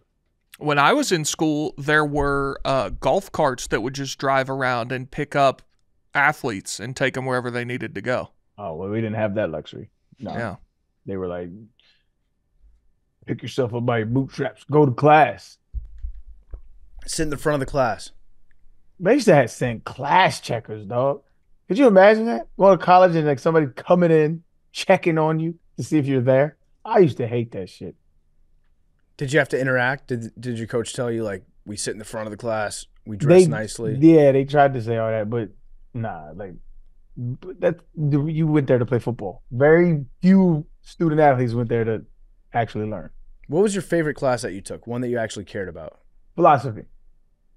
It was my major. I majored in philosophy, and philosophy was like, I had this teacher. It was my first philosophy teacher. His name was, he made everybody call him Uncle Phil. And he made everybody wear name tags. And he treated the class like, I don't know, like it wasn't a regular college atmosphere. Like he was funny, he was interactive, he was thought provoking. We had class debates, and it was never boring going into that class. And at that time, I was struggling deciding on what to major in because I just didn't have anything. I originally wanted to do astronomy, but it was conflicting with my class schedule. And so I was just kind of up in there. I walked into his class, and then I went back to my advisor after that semester. I was like, I want to major in philosophy. It was dope. So what was that like with other philosophy majors? What line of work were they planning on getting into? Well, the only thing you can do is be a philosophy teacher. Yeah, because there's not a lot of jobs out there for philosophers. There isn't. It's just, and all of this is basically you kind of learn the tenets of philosophy and how it was the building blocks for what we know now as science, right? So originally it was just a bunch of people sitting around thinking, well, what is light? What is color? What is love? What is beauty? And like you build upon those things and you kind of like dig deeper into the very nature and essence of what things are, what people are, what words are. And it's a really beautiful story, and it kind of got us to the point of scientific experimentation. And but there's no utility of it learning about that. It's just it's some cool party trick. Was Uncle Phil, was he actually named Phil, or do they call him Uncle Phil because he was a philosophy guy? I don't know actually. What was his? I don't even know his last name. He just had us call him Uncle Phil. He just might have been the Uncle Philosopher. Might have not even been there. Just that magical guy in my life. There was a geology teacher at my school. His name was Rocky, and he taught geography or geology. That's pretty cool. Yeah, it's a great name. That's pretty cool. Great name. Arian, is it Phil Hamlin? Yes, Mr. Hamlin. Is he still there? Is he still alive? It says he's still working there. Wow, he will not even no way remember me, but that is. Well, actually, he's probably retired because all of these. I'm on Rate My Professor, and the last one is from 2014. Oh, that's a long time ago. That's almost 10 years ago. But Phil Hamlin, hold on. Phil Hamlin, damn, that shit brought me back. I got a little. I hope he's doing all right, man. He was a good dude. 2.8 out of 5 rating. Mm-hmm. Oh, that's not good. Damn, that isn't bad shit. I don't know, man. I loved him. That tells me that he's not an easy guy. Yeah. It wasn't. He made you work. Yeah. Yeah, he made you work. It wasn't like a walk in the park. I love. What do some of the reviews say? Give me a couple reviews. Worst philosophy professor ever. Class is all student presentation, so you never learn anything. Gives no feedback. All my papers and tests had underlines and well written out to the side, and then a random letter grade. Extremely unclear. I would avoid him at all costs. He is one of the worst professors I've ever had. Expectations are unclear. Everything is class presentation. Yeah. He does not teach at all. He is very funny, but not a good class or teacher who makes students call you Uncle Phil. It's very interesting to me that the negative reviews are coming from students who seemed very intent on learning something, and the positive glowing review came from someone who was like, they checked to see if you were in class. This is bullshit. Yeah. Well, I think I think that you hit the nail on the head. He engaged people. And so it wasn't like, I think he wasn't traditional in the sense of like, all right, there's your syllabus. We're going to go over X, Y, Z. It was more so like, hey, what do you think, if you were to sit around and think about what light is or what love is, how would you say? And he's like there was like a lot of class presentations. So you would get up there and engage in the actual conversations. And I learned better like that rather than sitting down and learning from reading Aristotle's book. You know what I mean? Like, but I understand both sides. I get it. I enjoyed myself. I believe he is now. So I found I found a deep dive on him, and it says that he was now working. He retired from Tennessee, and he's now working at the Mountain Light Unitarian Universalist Church. Wow. Because were you at McClung Tower? Yeah. Holy shit, bringing me back. Yeah. Yep. That's crazy. I have bad news. Oh, no. Oh, shit. We mentioned him on our podcast. That's not good. Well, he already passed away. So, Oh, sorry. Well, it's not, we didn't do it. we did. I mean, time is a flat circle. He did pass away 2 years ago. Wait, Damn. Are we sure that's the same one? I don't think it is because I clicked on an obituary and it's a guy from Proctorville, Ohio. Hold, please. Do we bring him back? Well, it says Hall Funeral Home, which I assumed Yep, nope, meant... that's Ohio. Oh, it is? Yep. Okay. All right, he might not be dead. Okay. Shout out to him for living. And thank you for inspiring me. If you happen to come across this podcast, brother. Yeah, don't listen to the haters on ratemyprofessor.com. Yeah. Facts. Sounds like a lot of philosophy students that didn't understand why they didn't get a good grade in that class. Actually doesn't sound like philosophy students. It sounds like a fucking engineering student that had to take philosophy and was disappointed because they couldn't read the script from the syllabus. Yep. Facts. All right, you guys want to talk about Lincoln? Let's do it. Hands up. I thought we were just talking about Lincoln in general. I didn't know we were going to talk about the assassination attempt. So all my research was to low-key. That's good. Sprinkle in some fun facts from when he was alive. That's good. I like that. Okay, bet. Yeah, I'll do that. We'll have a little bit of everything here. All right, Lincoln. Let's talk about Lincoln. Honest Abe. Honest Abe, one of our greatest presidents, Mount Rushmore guy. I would put him on the Mount Rushmore presidents. Would you keep Mount Rushmore the same? I would. I think it'd be very funny if we added both Obama and Trump. There is room up there. It's not that big. Get some controversy going. Do you think more people or less people would visit it if it had Trump and Obama up there? It's getting vandalized. More. I think a lot of Trump supporters. Do you know anybody that's gone to Mount Rushmore? I do. I know a couple people that have been there. That's another Grand Canyon situation. Like, I'm never gonna get. Is it South? It's at South Dakota, right? South Dakota. Yeah. I don't have any intense desire to go there. It's different from the Grand Canyon. Grand Canyon For sure is huge. Mount Rushmore, it's big, but it's not like breathtaking. Right. It's just a bunch of faces in a rock. I don't know that I will ever get over there. What's the side of that mountain in Georgia that has Stone Mountain? Stone Mountain? Is that the one that has who's on that? It's Stonewall Jackson, Robert E. Lee, couple other Confederate generals. Yeah. Great. If you're ever in the Atlanta area on a warm summer evening, outstanding laser show on the side of Stone Mountain in the summers. Great show. I don't think I've ever been to a laser show. Oh, it's awesome. They do like Like Devil Went Down to Georgia plays, and it plays out in lasers on the screen on the mountain. It's That is awesome. cool. I like that. Yeah, I think that they should probably add to Mount Rushmore at some point. So the idea of Mount Rushmore is probably better than actually Mount Rushmore. Yeah, I think so.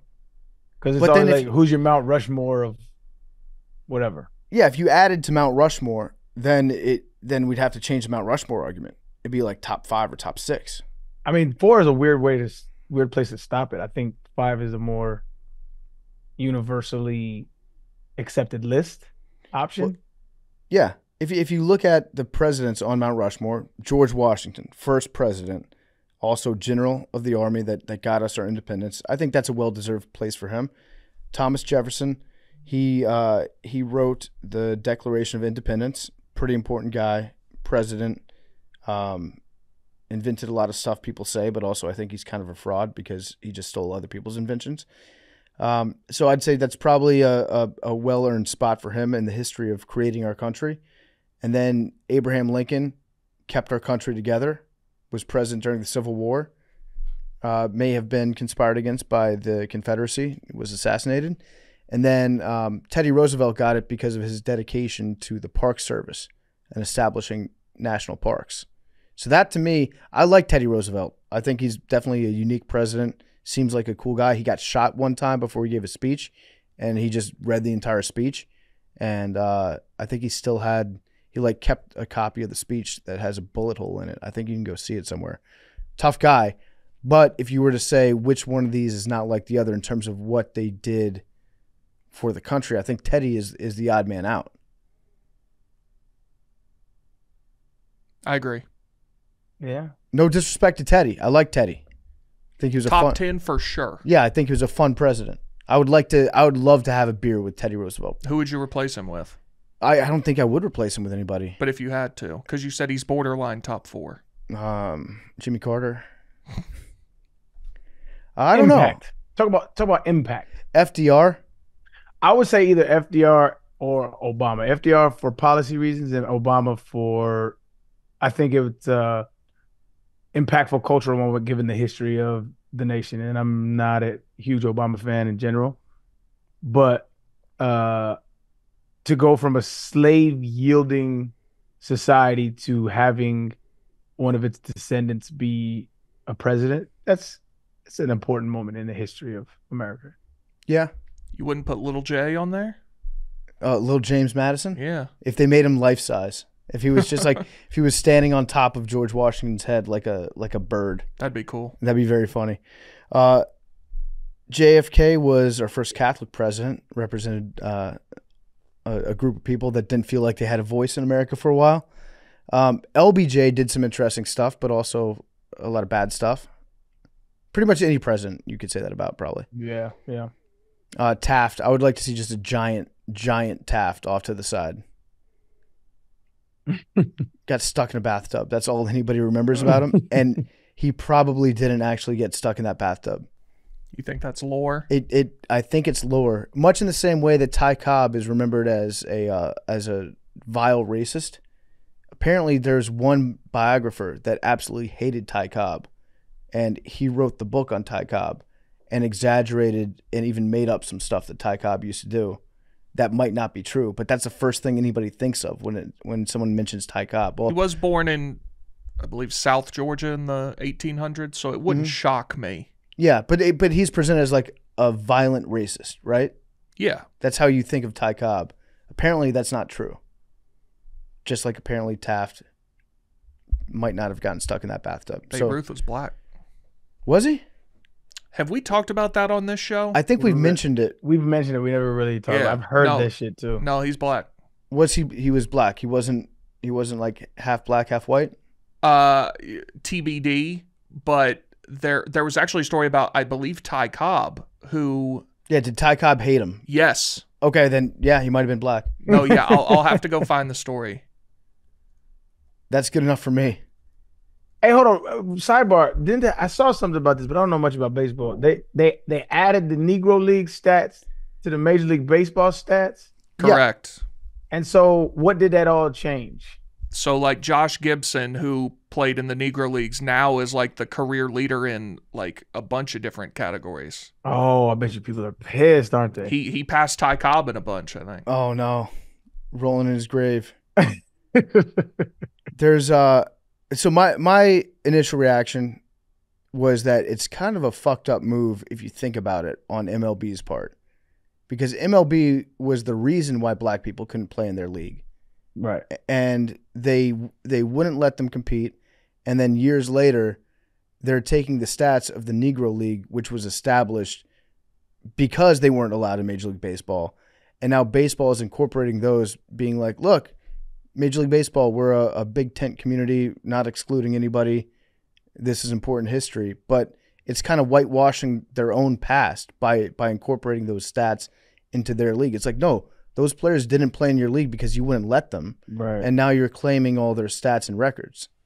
Well, how would you see, what would be a good, I'm indifferent because I don't really care about it either way, but how would you rectify a past like that? I think you just have to be honest about it. Just be like, yeah, we did not let them compete.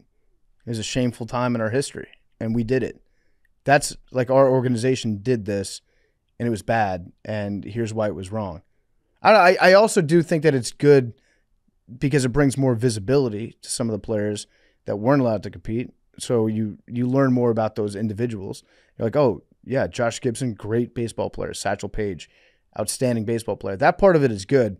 I just feel like it's weird for Major League Baseball to be taking credit for those stats when they were the reason why they weren't allowed to be in the league. I think the idea is more, giving them visibility rather than them taking credit for it. I mean, it took, now the career stat leaders and some stuff in Major League Baseball like didn't play in Major League Baseball, which does not make them look good. Yeah. So I don't think they're claiming credit for it. Well, so you hear those arguments, which are like, these stats are inflated because they played against teams that weren't even real teams at the time. They went on barnstorming tours where they would play against like local all-star teams, essentially. And it's a fair thing to say that the level of competition in those games was not the same as when they were playing, like inside the Negro League, or compared to Major League Baseball, probably not the same quality of ball players in those games. But the reason that was happening was because of MLB. The reason that they scheduled those games was because Major League Baseball wouldn't let those players play in Major League Baseball. Yeah. It's like, it's their fault. One thing that they could do, and maybe they do this, I don't know, you could tell me, but you could like take Negro League like merch, because those teams, and like sell it in conjunction with under the umbrella of MLB, and like give that money back to some community stuff or something like that, because that shit would fly off the shelves. I think some teams may have done that. I remember they don't do this anymore. Every year, I know, at least the Braves would, I believe all of Major League Baseball, the Braves would have a game where they wore the Negro League uniforms, and it may have been only if they played another like team city that had a Negro League team or whatever. But they would, and I think they sold the hats and stuff. They haven't done that in a while, but I know they used to every year. I like that. And what they should do is sell the uniforms, sell the hats, and then the relatives, like the grandkids of the players that played in Negro Leagues, they get the money from those merch sales. That's cool.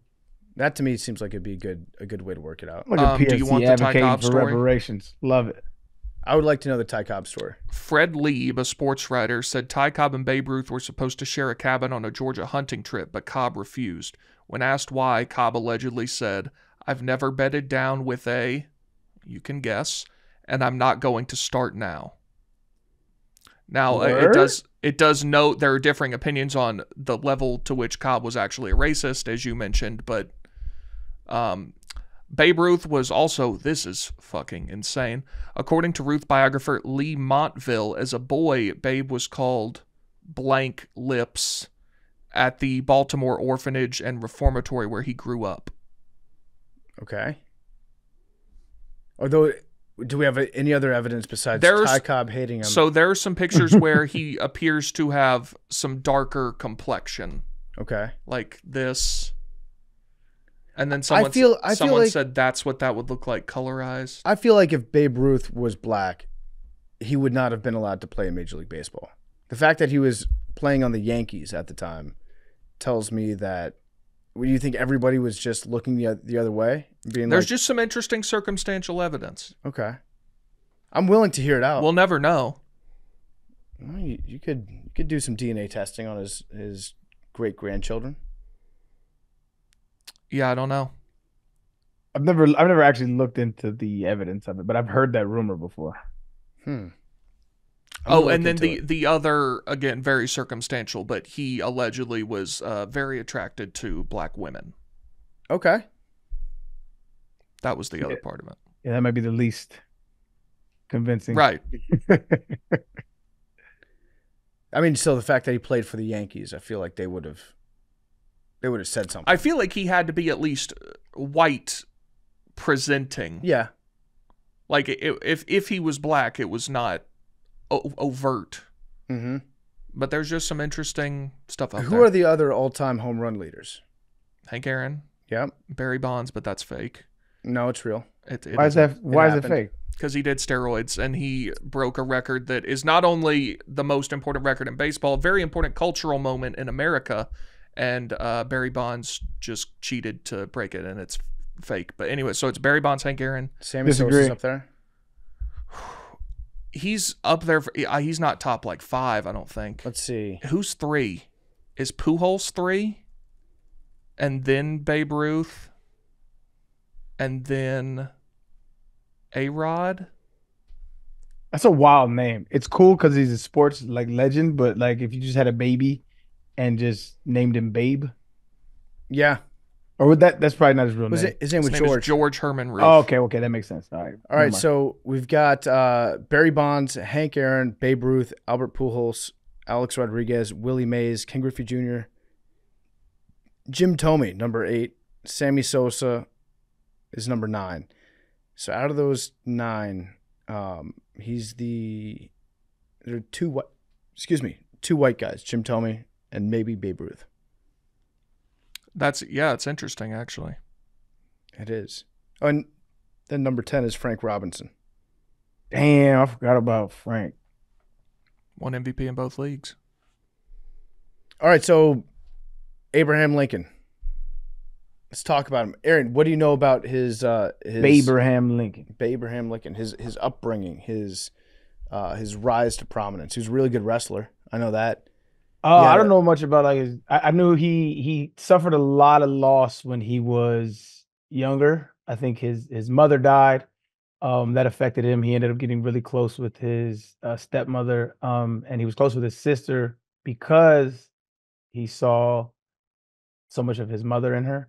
And then she ended up dying when he was 19, and that kind of like sullied his view of a lot of things, and he got really depressed. And later on, I know he suffered the death of his child as well.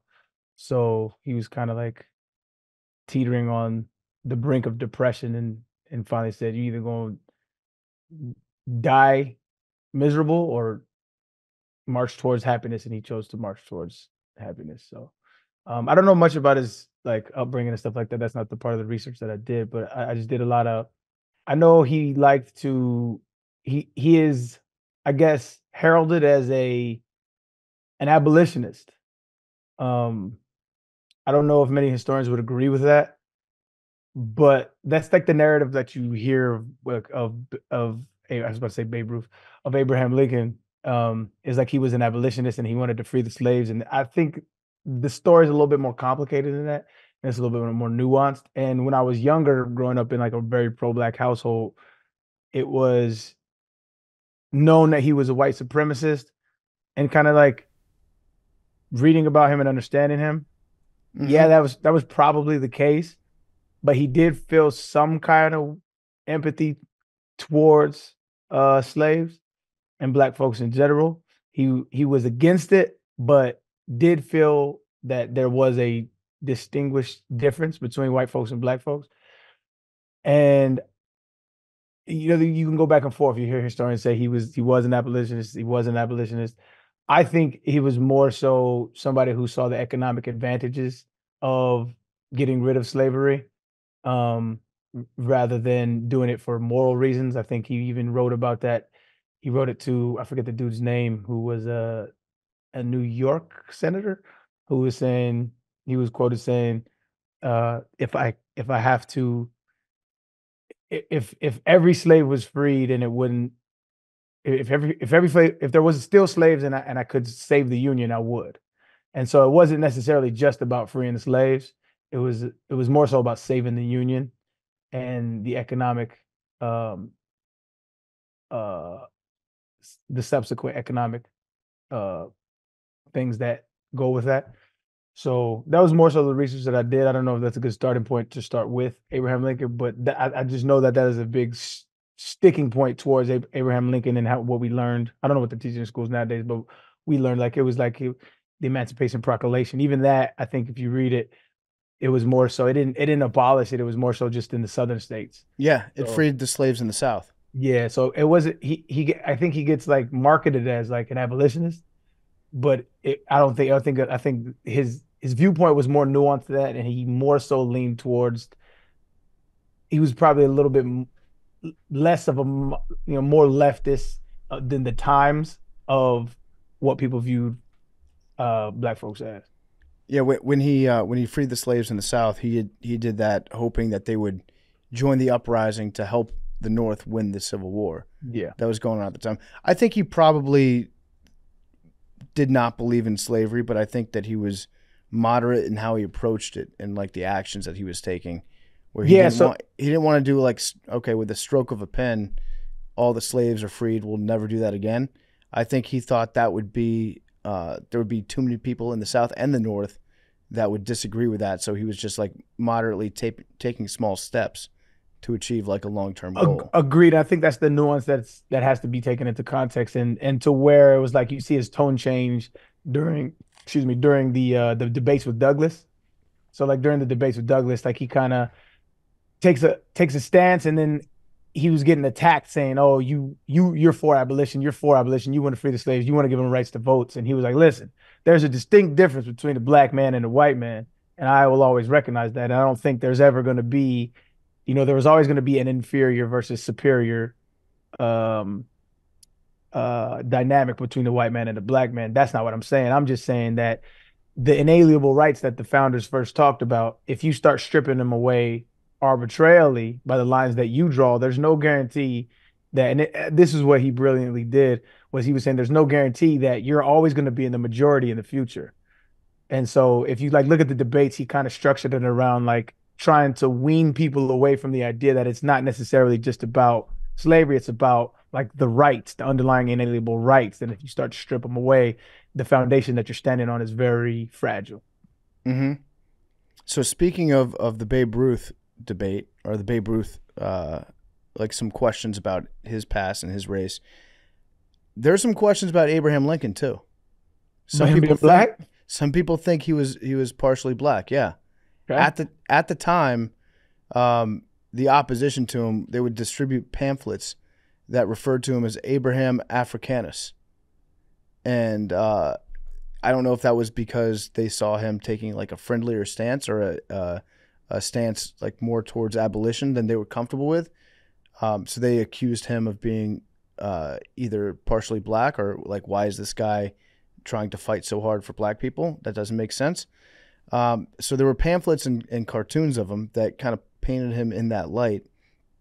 And his during his time coming up, he would tell people that there were things about my family's ancestry that I don't care to dwell upon right now. So there were some questions. There was an American writer named Nathaniel Hawthorne, pretty famous guy. He said that his complexion is dark, he has thick black eyebrows, an impending brow, and described his hair as being a different texture from most white people at the time. And in his biography written by William Herndon, it was his good friend too. He said there was something about his origin that he never cared to dwell upon. Mr. Lincoln usually had but little to say of himself. The lives of his parents are the history of his family before their removal to Indiana. If he mentioned the subject at all, it was with great reluctance and significant reserve. He mentions that J.L. Scripps of the Chicago Tribune learned some facts about the Lincoln family while proposing a book on his life, but Lincoln did not want them publicized. This guy Scripps says, Lincoln communicated some facts to me concerning his ancestry, which he did not wish to have published then, and which I have never spoken of or alluded to before. What the facts referred to by Mr. Scripps were we do not know. He died several years ago, without, so far as known, revealing them to anyone. So Lincoln would not talk about his mother, and historian J.A. Rogers speculated that Lincoln was the illegitimate son of a Negro by Nancy Hanks, which was his mother. So there were some questions about it, even at the time, which would be an ultimate plot twist, huh? That'd be funny. Well, sad actually, because that means somebody was more than likely either raped or something like that. But it would be interesting. Yeah, in this circumstance, it's saying that his mother had sex with a black man. Yep. And we don't know if that was true at all. So that's what it said. Okay, I take that. But it's something that had been discussed. It's something that was discussed at the time. He wore that giant ass hat. Love that hat. If you're a tall guy, why are you wearing the stovepipe hat? You stand out so much. Dominant. Still known for it 150 years later, though. Yeah, but I mean, come on, that should be reserved for people that are my height. If you're already like 6'4", which makes you a giant, or however tall he was. Back then, he was big as hell. Yeah, should have hooped. Should have hooped instead of starting the Civil War. Missed the opportunity. Yeah. So yeah, there are some rumors about his own ancestry, none of which are completely substantiated, but people have talked about it before. But you want to talk about his death, or is there anything else we want to talk about around his life? I gotta find the thing. I found this interesting, right? I wanted Big T. I don't know where you stand on the party line switch thing, Big T, but I assume I'm gonna give you the benefit of the doubt and say you agree that the parties did have a switch ideologically. It depends what you mean by that. So like a lot of like Dinesh D'Souza or whatever his name is, like people like Candace Owens, they'll say that it was the Republicans that wanted to free the slaves, and it was the Democrats Which is true. that were the Nazi party. No, that is true. Yeah, that is technically true, but there was an ideological switch that happened. Do you acknowledge that, or do you not acknowledge that? I wish I still had, I dug deep into this for a little while a couple years ago, and I'll send you some of the stuff that I looked into on it, but not in the way that I think you probably think there was. So you don't think that? Not necessarily. Gotcha. Okay, so this is what I found out was interesting. So the letter that he wrote, in which he said he wrote a letter to Horace Greeley. Horace Greeley was, I believe, a senator from New York. I alluded to it earlier, and this is what he said. His words were exactly, "If I could save the Union without freeing any slave, I would do it. And if I could save it by freeing all the slaves, I would do it. And if I could save it by freeing some and leaving others alone, I would also do that." Horace Greeley was an abolitionist. He was very radical for his day, and he was pushing Abraham Lincoln for abolition, and he was saying this is less about like freeing the slaves and more about like saving the Union. And Horace Greeley went on to help found the Republican Party, and the Republican Party, and he was, there's some gray area about it, but he was lightweight a socialist, right? He worked in the same newspaper or something like that as Karl Marx. And so like the origins of the Republican Party aren't and were never what they espouse to be today. And I just thought that interesting little tidbit. We don't have to get into the specifics. That would be an interesting episode to get into like later on, as far as if you don't think there was a party switch, which there's a bunch of evidence to suggest that's what happened. But I mean, things certainly evolve over 200 years. Yeah, I'll look into that thing that you're talking about. But like for even like simple like I think there was like I forget which election it was, but like you could see, and it was all around civil rights, right? There was a Democratic sway and a Republican sway, then it just totally flipped. Well, because there I think it was Nixon, and there's all the talk about Nixon and I looked into this a while ago. I'll do it again, and we can talk about it. There's Yeah, a lot that'd of be- reaction to the Civil Rights Acts being passed and desegregation, where the South went from voting strictly Democrat to voting strictly Republican. Mhm. Yeah, there's a whole thing with Nixon and the Dixiecrats and stuff that I'll find. Yeah, well, I don't want to put you on the spot because it's something you'd have to actually like do your little due diligence on. But that'd be a good episode to do. Like, was there a party switch? So this is a fascinating little tidbit behind the scenes. We'll get to John Wilkes Booth in a second. He wasn't the most famous actor in his family. He was a renowned actor, but his brother Edwin was looked upon as being one of the best Shakespearean actors in the entire world. He was a celebrity, A-lister. Edwin was the Booth brother. I guess you could do like Dennis Quaid, Randy Quaid. Dave Franco. Yeah. So Edwin Booth, Charlie Sheen. Charlie Sheen. He was the man at the time. Hang on, wait. Are we saying Charlie Sheen is more or less famous than... More famous than it would be Martin Sheen. Oh, I thought you were talking about Emilio Estevez. Oh, I forgot about him too. Yeah. I was talking about Martin Sheen. You think Charlie is more famous than Martin? Of course. I think Martin is looked upon as being the better actor. That could be true. We just said famous. Are they brothers? No, father son. Right. Yeah. Touche. Yeah, so it's Charlie Sheen and Emilio Estevez. I forgot that they was even brothers though. But 'cause of the he's last name. fuck, don't say the coach's name. How am I forgetting the coach in the Mighty Ducks? Oh, come on, Big T. Nobody talk. Can I give you a hint? Gordon Bombay. Yep. Okay, Right. you got it. Oh, I Got knew it. that. I knew that. I knew That was a that. dozen moment. Yeah. That's That's Gordon one of my Bombay. favorite movies. All right, so Edwin Booth was the famous Booth brother. Well, they were both kind of famous, but Edwin was super, super famous as an actor.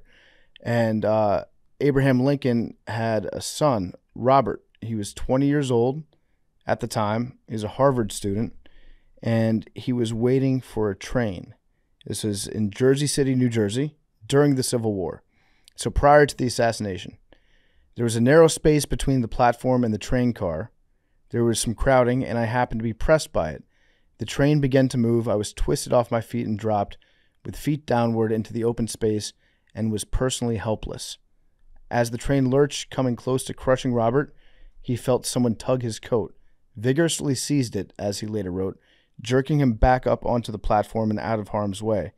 Robert's rescuer had no idea whose life he'd just saved, how important a role he'd play in the course of both a family and a nation, but Robert never forgot that man. How could he? That man that saved Robert Lincoln's life was Edwin Booth. Pretty I never wild. heard that. Pretty crazy. I heard that. That's just wild though. Yeah, it's actually nuts. So he was the more famous, and his brother was a Confederate sympathizer, considered himself actively like a part of the Confederate cause. Edwin Booth was An active Democrat, by the way. Who? John Wilkes? Yeah, they were Democrats back then. John Wilkes Booth, Democrat, and his brother Edwin, staunch Republican, Which clearly is the voted see a for bunch of Lincoln. Democrat Confederates nowadays. Voted for Lincoln. And at the time of the Civil War, during the Civil War, and especially as it ended, Confederates thought that Lincoln was the mastermind behind the Union Army that blazed a swath of destruction through the South during the Civil War, including General Sherman's March to the Sea. Big T, as somebody with Georgia ties, what do you know about General Sherman? Not a fan. He burned down like the entire South. Yeah. He killed a lot of people, and they were, I guess, in the middle of war, and they thought the best way to do it was to just destroy all the cities. Which So, he did. he did. People in the South hate General Sherman. I mean, fairly so. Fairly so, yeah. Absolutely. The Confederate Secret Service had a number of plans to get back at Lincoln for all this. They had John Wilkes Booth take the lead on it. The Confederacy sought to capture Lincoln and hold him hostage until the North surrendered. The code name for the plan was Come Retribution. Next, they plotted to bomb the White House during a meeting of senior Union officials. When it became clear neither of those ideas was workable, the Confederates plotted to have their forces abandon Richmond, the capital of the Confederacy, then Petersburg, Virginia, then the second largest city in the Commonwealth, in order to regroup and link up with Joseph E. Johnson in the South. He was a general before General Grant's forces were prepared to move. Unfortunately for them, Grant captured Richmond in 1865 before the plan got set into motion. So there were plans already to take Lincoln out. I think Lincoln also had some plans put together to assassinate Jefferson Davis. So they were both trying to take out the head of whatever the opposition was, but the South was definitely trying to like bomb him, kidnap him, things like that. Just real quick, do you want a fun trivia question? Not fun, Yeah. about General Sherman. But, Yes. Can you name the professional sports franchise still around that is named in conjunction with General Sherman? I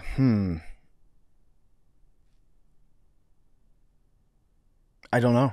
It's the Calgary Flames, Are they really? which were the Atlanta Flames. Oh, I did not know that. Yep.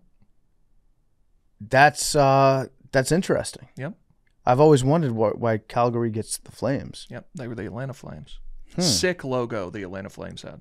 I've never seen it. Is it the A that's on fire? Yeah, I believe Calgary uses it as their associate captain badge on their jerseys. Did not know that. It's a cool logo. That is fun. So with the assassination, it was the morning of April 14th, 1863. Booth found out that Lincoln would be attending the comedy Our American Cousin at Ford's Theater in D.C., and Booth had a plan not just to assassinate Lincoln, but also they tried to kill Vice President Andrew Johnson and the Secretary of State William Seward within the same 12-hour time frame. So there were two conspirators that were teamed up with John Wilkes Booth. There was Lewis Powell, and then there was David Harold. And one was assigned to kill Secretary of State Seward. The other were assigned to kill, Lewis Powell and David Harold were both assigned to kill Seward. And then there was a German guy, George Atzelrod. And George Atzelrod was put in charge of killing Vice President Andrew Johnson. Neither one really worked out. They had the two guys try to kill the Secretary of State. They stormed into his house. They stabbed his bodyguard. They attacked somebody else in the house, and they made their way up to the bedroom where Seward was sitting, and he was recovering from an accident. He had pretty much a broken neck at the time. He had a neck brace on. He was in bad shape. I think he got into a carriage accident, so he was laid up in bed. They broke into his bedroom, tried to stab him in the throat, in the neck, but the neck brace got in the way, so they weren't able to kill him. They stabbed him. They cut him a couple times, but he survived. So that failed. And then when they were trying to assassinate Vice President Andrew Johnson, that plot never happened because the German guy, Atzelrod, was staying at the Kirkwood Hotel. And that's a couple blocks from Ford's Theater. And as he's getting ready to go out and kill Johnson, he passes the bar and he says, I might as well have a drink. Let's calm the nerves a little bit, have a cocktail. So he has a drink, then he's got 2 drinks, then he has 3 drinks, then he has 4 drinks, and then he just gets blackout drunk and forgot to assassinate the vice president that night. Love that. Yeah. That's White Boy Summer for real. It is. Yeah, well, that's spring break. Yeah. Fuck. Oh man, I got so drunk I forgot to kill the vice president. You go to an AA meeting and talk about rock bottom.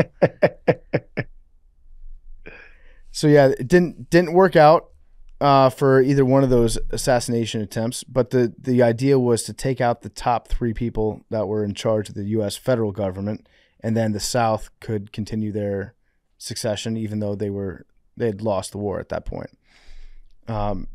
So Booth goes to Ford's Theater, and because he was an actor, he knew all the back ways and passageways.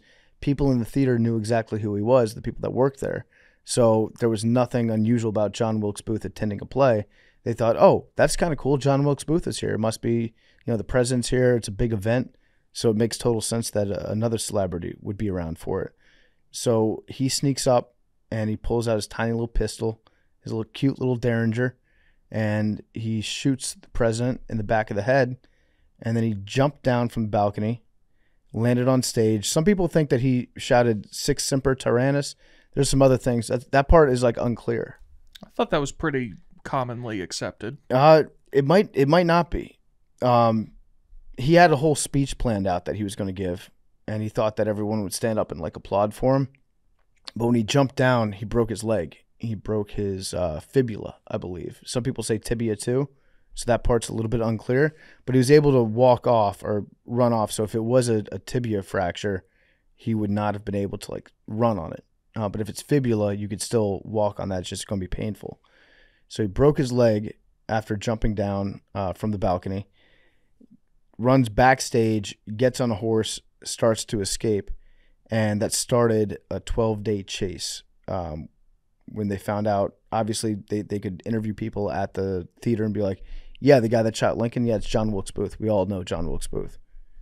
So they identified him pretty quick. Then they had to track him down. So he was killed after the 12-day chase. The other assassins, Pal, Harold Altsarad, and Mary Surratt, she was an innkeeper in D.C. She had John Wilkes Booth stay over at her hotel. She was a Confederate sympathizer. Those were the ones who were charged with being like at the center of this conspiracy. And they were all convicted, and they all got hanged. I don't think they should have hanged Altsarad. He got drunk and didn't do it. Nah. Well, I'm not for the death penalty anyway, but if we're hanging people. But he wanted to do it, but he didn't do it. Got killed for supposed to have been doing something? That was bad. No, supposed to. That was a Dukes moment. Don't ever say that again. The MVP should have been. He got hanged for him supposed to have done something. For something he... So the correct way to say that is something was supposed to have done. And didn't do. But there's got to be a way that I was saying it. Yeah. Anyway, y'all continue. He's supposed to do something and ain't do it. Precisely. He supposed to have been done it. All right. That's enough. That's enough.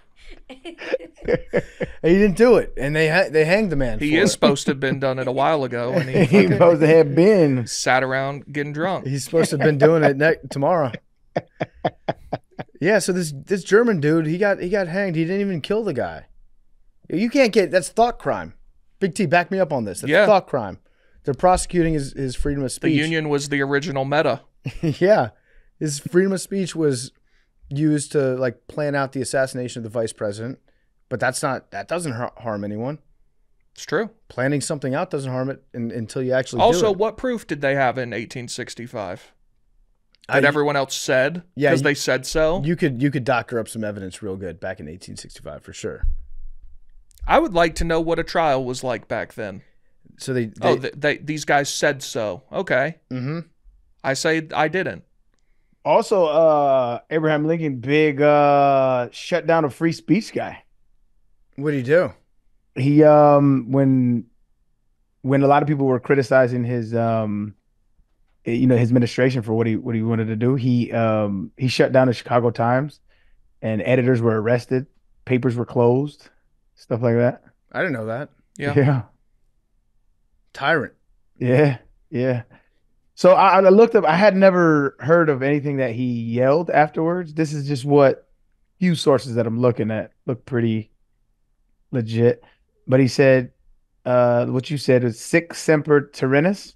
Probably fucking Thus that up. always the tyrants. Thus always to tyrants, which means tyrannical leaders will inevitably be overthrown. I didn't know that's what he yelled. Yeah, I'd always heard that. I didn't know that was disputed at all. Maybe I'm thinking that the meaning of it is disputed. Thus always to tyrants, or like death to tyrants. I guess death to tyrants means the same thing. Like this is what happens to tyrants. Right. Is they get got. Yeah, so I mean I just added the context of him suppressing, free press and stuff like that, and he's obviously going against something that was very unpopular. He was probably getting called a tyrant a lot. Well, I mean, obviously he died for the shit, but you just don't really hear about that side of Abe. Yeah, he planted fake news stories too. when Jefferson Davis was captured, there was a story that he was captured wearing a dress, trying to blend in, and that is not really the case. He was he had a woman's shawl that he had like draped over his shoulders to try to like blend in. But when they found that out, they said, okay, say that he was wearing a dress and put that in the news just to humiliate him. Damn. But bad op security by Abraham Lincoln, letting word get out there that he was going to be at that play that night. You can't let the ops know where you're going to be going to. And Wilkes Booth found out about it. And it was a play, Our American Cousin. And he timed his shot because he knew the lines of the play. So he timed out when he was going to shoot him, because there was a line of dialogue that draws uproarious laughter. And so he thought that the laughter would drown out the gunshot. Do you know what the line that he waited for was? Shoot. No pun intended. I remember seeing it in the Apple show. I forget what it was. Well, I guess I know enough to turn you inside out, old gal. You suck. I don't even know how to say this. Let me try it again. Well, I guess I know enough to turn you out. Not so funny now, is it, bitch? It's not. well, I guess I know enough to turn you inside out, old gal. You sockdologizing old man trap. Ha ha ha ha ha. Yeah, and then Lincoln was cracking up. He got shot when he was laughing. Did it really matter firing a gun? I feel like the laughter probably wasn't going to drown that out. Maybe he waited for Lincoln to be laughing. Like, send him out on a high note. Yeah. I guess maybe just have him distracted, I guess. That's got to be the weirdest way to go out. He's just enjoying the play, like, not alive anymore. That's just wild. It's crazy that we just let I guess they still go to stuff.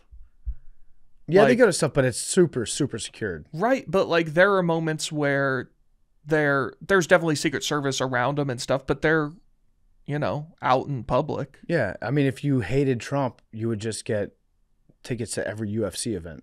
Yeah.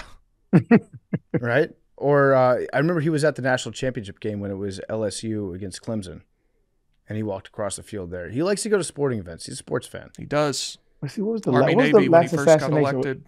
Was JFK the last assassination? Yeah. Yep. Well, they tried to shoot. Reagan did get shot and almost died. Yeah, he got shot in his lung. He did that 50 Cent. Many Men started playing afterwards. Yeah. Have you seen the clip of he's giving a speech? I don't know how long after he got shot, but a balloon pops and he goes, "Miss me." And it's the most gangster shit ever. Uh-huh. Not a Reagan fan, but that's fucking hilarious. No, it rocks. That's fire. Yeah, I mean, our recent assassination attempts have actually lended themselves to pretty cool moments afterwards, like when that guy threw his shoe at George W. Bush and he dunked it. Yeah, all time. Great follow on Twitter. Somebody had tried to... Go ahead. I was going to say somebody had tried to throw a grenade on stage, but it didn't explode. It would have killed him. I think it was either right before that or right afterwards. Oh, really? I never knew that. They threw a grenade up Bush? there. Yeah. What? I didn't hear about this. Yep, didn't explode. But yeah, keeping cool under pressure. Ronald Reagan, after he got shot, he got driven to the hospital, put on the operating table, and he said something to the surgeon. I think it was like, "Are you a Democrat or a Republican?" And I think the surgeon said, like, "I'm an American, sir." He's like, "Okay, thank you. Appreciate that." No, that rocks. Yeah, so Lincoln got shot in the back of the head. Booth jumped down on stage. They tried to track him down. He ended up going to a farmhouse in Maryland where there was a guy named Dr. Mudd. And Dr. Mudd was a sympathizer to the South, and the two knew each other. I don't think that there was any way that John Wilkes Booth knew that he was going to break his leg, but he knew that a doctor that liked him lived there. So he stopped in, stayed there overnight. The doctor fixed his leg up as best he could, and then John Wilkes Booth went on his way. And Dr. Mudd found out the news of the assassination. If John Wilkes Booth didn't tell him about it, which he almost certainly did the night of, he went to town the next day. Everybody was talking about Lincoln getting killed.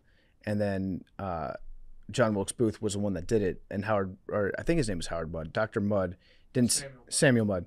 Samuel Mudd didn't say anything about it, about John Wilkes Booth staying over at his house until much, much later, lending some credence to the conspiracy that like this was a planned stop along the way to resupply. Imagine if he hadn't told him, though, because it's conceivable that Booth shows up at his house with a broken leg. "Hey, dude, I fucked up my leg. Can you help me?" Yeah. doesn't tell him, there's no way he would have known. Were house visits to doctors' houses prevalent back then? Well, I think it was his friend. Oh, that was the homie. So I Okay. think he if had he broken his leg normally, he probably would have gone to this guy and been like, "Hey, can you help me?" And then he goes to the store the next day or whatever and finds out that he just had the guy who killed the president in his house. But then he didn't say anything about it. Would you? If the guy that killed the president had stayed at my house the night before. And then you found out, you'd be like, "Oh yeah, I was just with him." Yeah, Hell probably. yeah. You would? Yeah. What? I feel like you would be hanged. No, you'd be like, hey, you guys are going to probably find this out anyways. Yeah. I did not know that he killed the president. Yeah, you'd have to. Oh, if I don't know. If you don't say anything and they find out later, they're going to think you were complicit somehow. Like, explain. I feel like they'd think you were complicit if you told him right then. No, I think you have a better case if you're just like, hey, listen, dog, like, he stayed at my house last night. I had no idea what was going on. Like, like Eric said, you gonna find out anyway. Like, I got nothing to hide. Maybe, I guess, but Yeah, go through my quill written hand letters. I had nothing to do with it. I believe it is accepted that he knew. Yes. I mean, Yeah. he was put to trial for it. He was convicted. He was not sentenced to be hanged, but he was given hard labor in the Florida Keys, which is That sucks. pretty good Not a jail to bit. go to, I would say. But yeah, it's hot. Yeah. And you have to do manual labor down there. And then I believe there was an outbreak of either typhus or leprosy or some disease in that prison. And then he treated all the prisoners and the guards that worked there. And then they all wrote letters being like, hey, can you maybe take some years off this guy's sentence because he saved a bunch of lives down here? He's a good doctor. So they ended up letting him out of jail earlier than he normally would have been let out. Your name is Mud. Your name is Mud. You think that's where it came from? That is where it comes from. Wow. See, I always thought because mud is obviously not a desirable substance, it makes sense that could be literal mud, but no, Yeah. it comes from that. That's what I always thought. If your name is Mud, that's where it comes from. So there were other plots to kill Lincoln. There was a plot in Baltimore, and they wanted to kill him at his inauguration in 1861. So by many accounts, Lincoln had heard about the plot, but he was unmoved by the threats that rose around him in early 1861. He did a 2,000-mile whistle-stop tour that would take his train through 70 cities and towns on the way to his inauguration. Samuel Morse Felton, president of the Philadelphia, Wilmington, and Baltimore Railroad, had received information secessionist plotters were developing a deep-laid conspiracy to capture Washington, destroy all the avenues leading to it from all angles, and thus prevent the inauguration of Mr. Lincoln in the capital of the country. The announcement of his arrival became the talk of Baltimore. Of all the stops on the itinerary, Baltimore was the only slaveholding city apart from Washington. There was a distinct possibility that Maryland would vote to secede by the time Lincoln's train reached its border. Lincoln had only received 2% of the vote from Baltimore residents during the election, and 2 months after Lincoln passed through, Baltimore citizens attacked a Union Army regiment as it marched through the city to go to Washington. That's crazy. 2%, only 2% of Baltimore voted for Lincoln. So the fate of Maryland was very much discussed in the days leading up to the Civil War. South Carolina actively courted Maryland to join the rebel cause. It was home to its fair share of anti-Union sentiment. It bordered D.C. on three sides, and the capital's telegraph and rail links, north and west, ran over Maryland soil. If the state seceded, the federal government would have no choice but to abandon Washington. Later in 1861, Lincoln suspended many civil liberties, and ordered the arrest of pro-Confederate members of the Maryland legislature to keep the state from voting to secede. That's pretty crazy to think about. Like, if Maryland had joined the South, you've got D.C. surrounded all at once. So it's probably a pretty big deal. So this guy, John Hutchinson, he posed as a Southern stockbroker. His actual name was Pinkerton, but he gave himself the name John Hutchinson for this operation. He set up a suite of offices at 44 South Street. He and his fellow agents frequented local saloons and restaurants to connect with secessionist elements. One particular hotbed of Confederate sympathizers was Barnum's Hotel at Calvert and Fayette Streets. Through their investigations at Barnum's, Pinkerton and his agents met Cipriano Ferrardini, a Corsican immigrant, and a barber who worked out of Barnum's basement. He was thoroughly dedicated to the Southern cause. Lincoln shall never, never be president, Ferradini said. My life is of no consequence. I'm willing to give it for this. I will sell my life for that of that abolitionist. Pinkerton and the agents discovered that Ferradini and his men planned to assassinate Lincoln during his 1 mile transition between Calvert Street and Camden Street on February 23rd. One of two methods was anticipated and discussed. The first was a standard diversion tactic that would draw the attention of the small police force on site, allowing one man to reach the president-elect and kill him. A second method called for having several assassins in the crowd, counting on any one of them to get close enough to kill Lincoln. Pinkerton got word to Lincoln about the plot and then set about creating an alternate plan that would confound the assassins. So when he was dining at the Jones house in Harrisburg, Pennsylvania, Lincoln pretended to be tired and he retired for the evening. He slipped out a side door into a waiting carriage wearing a wool hat and shawl. He walked hunched down to disguise his tall frame. He boarded a Pennsylvania Railroad train for Philadelphia at 6 p.m., then switched to an 11 p.m. Baltimore-bound train. He arrived at President Street Station, Baltimore at 3:30 a.m. Pinkerton managed to bring him into town several hours ahead of the schedule on a different train and a different station, changing every item on the itinerary. And it was at this point Pinkerton's plan was most in danger of unraveling. A Baltimore ordinance prevented rail travel within the city at night, so Lincoln's car had to be unhitched and drawn by horses through town to Camden Street, where the connecting train lines would be departing. As they slowly creaked through the streets, Lincoln, Pinkerton, and the others in the small group could hear the sounds of Dixie being sung by drunken Southern revelers. As dawn got there, the advantage of stealth vanished. Pinkerton knew if word of Lincoln's presence got out and a mob formed, he could no longer protect the president-elect. Yet the car was recoupled to a waiting Baltimore, Ohio train and was soon out of Baltimore, arriving in Washington at 6 a.m. at February 23rd. So going through Baltimore, he probably would have been killed. So they switched everything up at the last minute. Got away with it. Can I say something without being canceled about Dixie? Yep. Beautiful song. Yeah. Beautiful song. The melody? Yeah. Yeah, it's a good melody. Da, da, da, da, da, da, da. And when it's sung like very slow, and it's a good song. It's a very good melody. Don't fuck with some of the people who were singing it 150 years ago, but it's a good song. He also survived a sniper shot. So maybe this is the reason for the hat. August 1864, Lincoln on horseback. He was on his way to the Soldiers' Home, about 3 miles northeast of the White House. It's the Brooklyn neighborhood of D.C., and he had a stone cottage up there that he would go to in the summer month. That was a main difference back then. Like, if you wanted to go on vacation, you just go like 12 miles away. You're like, okay, this is my summer house. Yeah, that's pretty crazy. I mean, you did that in New York. You went to the Jersey Shore. That's 30 minutes. That is true. There's Not a beach. 30 minutes, There's a beach there. He was just going to a different part of D.C., though. Yeah. I'm going to a more humid part of the swamp.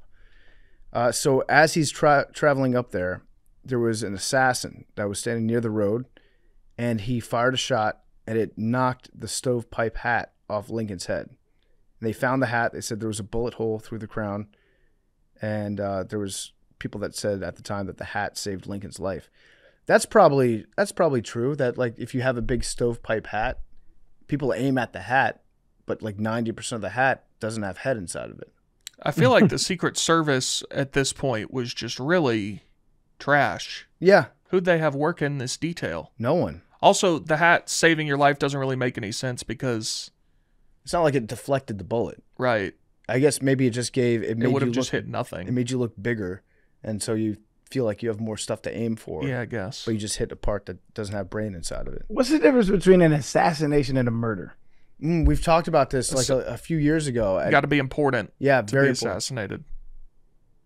Got you. Like if you got killed, Just a murder. I don't know.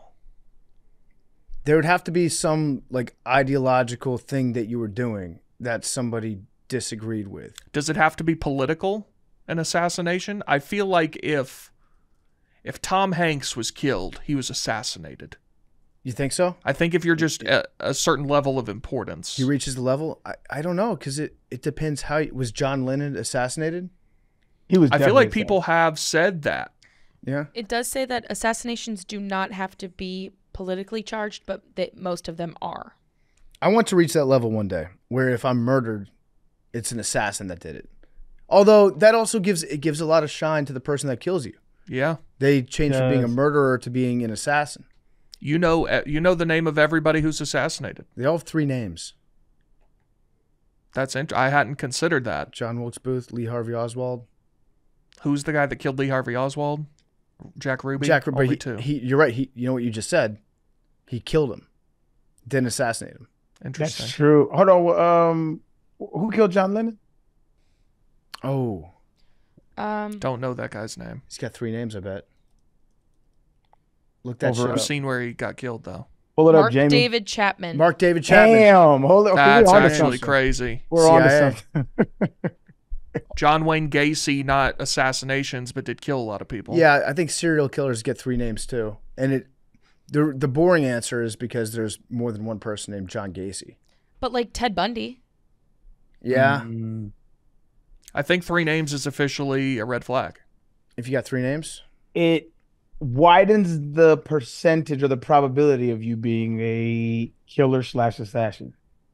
Doesn't mean it's high, but it does increase. It does increase by a small margin. What if you just have 1 name? There's never Artist. been a one name assassin. That's true. Artist. Like, Do you Usually consider artist. PFT commenter to be 1 word or 2? 2. But if there's like Cher would never kill somebody. Right. Madonna would never kill somebody. Madonna might. Prince. Prince would never do it. Ronaldo. Cristiano Ronaldo would. But fat Ronaldo wouldn't. They're actually just every Brazilian soccer player ever can't be an assassin. That's the goal right there. If you're not that might be assassination level if you have 1 name. If you're killed by somebody that has 2 or more names than you do, that's an assassination. Also, Assassin's Say that Creed. again? Go ahead. No, I- go ahead. I was gonna gonna say Assassin's Creed makes being an assassin sound so much better. It's like almost like you're martyred, and Yeah. so I don't know if you ever played Assassin's Creed, but it's got such a better connotation. Yeah, if you're an assassin, it implies that you're like elite, that you're Or the highly cause. skilled at what you do. Yeah. And sometimes it's just a matter of shooting somebody when you get the chance, but you get the name assassin. You think there's still assassins out there that like don't get caught? assassins for hire? Yeah, they're called the CIA. But just on the black market. 3 names: Central Intelligence Agency. Right. Yeah, I'm sure we have those. But I'm saying that, Joe Schmo. I think most assassins for hire, I think that they're by and large just people that are either the police or working for the police. Like if you're a hitman for hire, I feel like all those plots get found out. Have you seen I don't know. Horrible Bosses? Yeah. Horrible Bosses, that one scene where they wanted to kill all their bosses and they invite some dude, and it's just some dude that comes and pees on people. Yeah. That's a movie I haven't watched in a long time. I need to watch that again. Oh my God, one of the goats. Very funny. Both too. 1 and 2. Hilarious. But yeah, Lincoln was getting shot at a lot. Yeah. Seems like they would have tightened it up. He became obsessed with his own death. Obsessed with it. He thought about it a lot. There was one of Lincoln's bodyguards. His name's Ward Hill Lamont. And 3 days before Lincoln was killed, the president related to Lamont a dream in which he wandered the White House searching for haunting sounds. This is what Lincoln said. I kept on until I arrived at the East Room, which I entered. There I met with a sickening surprise. Before me was a catafalque, don't know what that is, on which rested a corpse wrapped in funeral vestments. Around it were stationed soldiers who were acting as guards, and there was a throng of people gazing mournfully upon the corpse, whose face was covered. Others wept. Who is dead in the White House? I demanded one of the soldiers. The president, was his answer. He was killed by an assassin. It was 3 days before he was killed. Told his buddy that. He was dreaming about it. So yeah, he was very, very worried about that. Now there's some theories around the assassination of Lincoln about John Wilkes Booth and the connections that he had. He was in contact with the Confederate Secret Service, which were just like the spies that the Confederacy had during the war. There was an underground network of spies up and down the East Coast, going all the way up to Canada, all the way up to Quebec. And they had been in touch with John Wilkes Booth about kidnapping Lincoln. I think we talked about that earlier. He was supposed to, it was called Come Retribution. That was a code name for the plan. So, yep. So they asked John Wilkes Booth to kidnap him and hold him hostage until the North surrendered. And that was their plan with him. Are we to believe that those same people did not have discussions with John Wilkes Booth about the plot that eventually ended up working, where he did die? It's just kind of crazy that this guy was an actor that was like, how did he get involved in all this? He got caught up. If there were another civil He's on war, Twitter too much.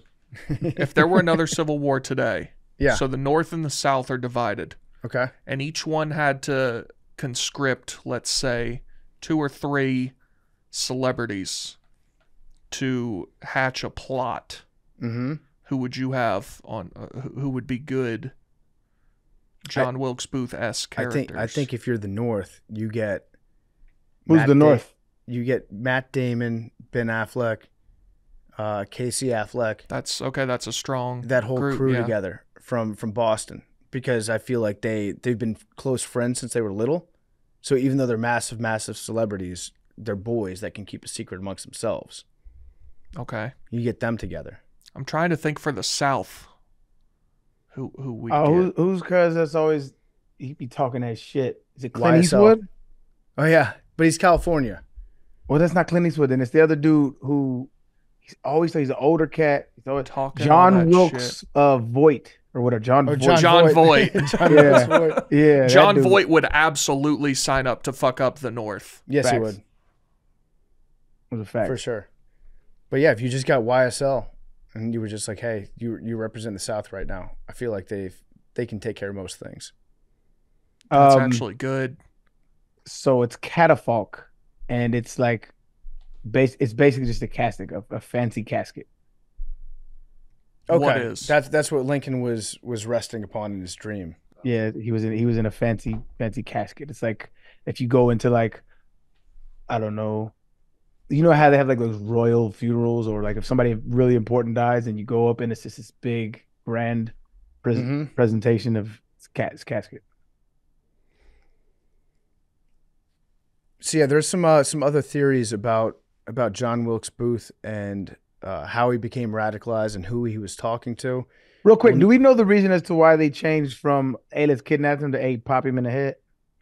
I don't know why they said call that plot off. I think it had something to do. The Civil War was ending like right at that time, and so like what was considered to be friendly territories and hostile territories and security measures were being changed all the time. So I think in that circumstance, it had something to do with the logistics not being able to work out for that plot. Got you. There was something that changed, but this.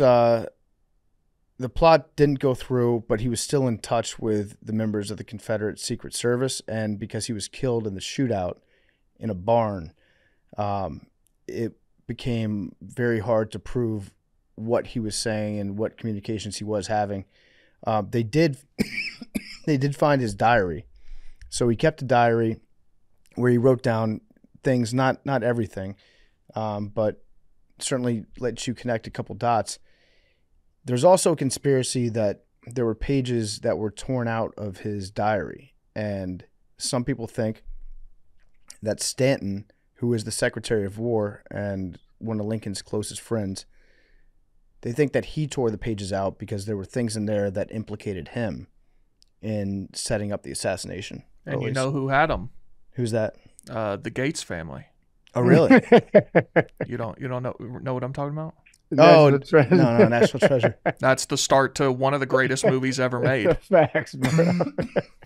What pages are a big deal in National Treasure? What page was it? 47? I don't know if it's numbered, but there's a page that the guy hands to his son, as he's dying, and he says, "The debt that all men pay," which is death, which is the code to something, and that leads them all to Mount Rushmore, actually. What a wild thing! Like you're on your dying deathbed, you give your son a fucking riddle when he's that's 5. awesome. When he's 5, just tell him, "Hey, remember the word death, bro." But no, the debt that all men pay, son.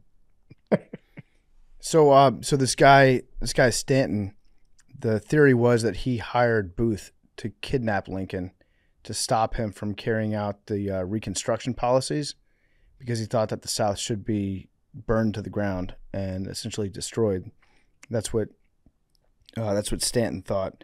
And after the conspirators supposedly had a change of heart, Booth went rogue and just ended up assassinating Lincoln on his own. The body of John Wilkes Booth was buried in an unmarked grave, maybe even in a swamp, because they didn't want to have a shrine, kind of like what we did to bin Laden when we got him. We didn't want to give him a burial spot because then it becomes something that people visit, pay homage to, so we just threw him into the ocean and let the fish have him.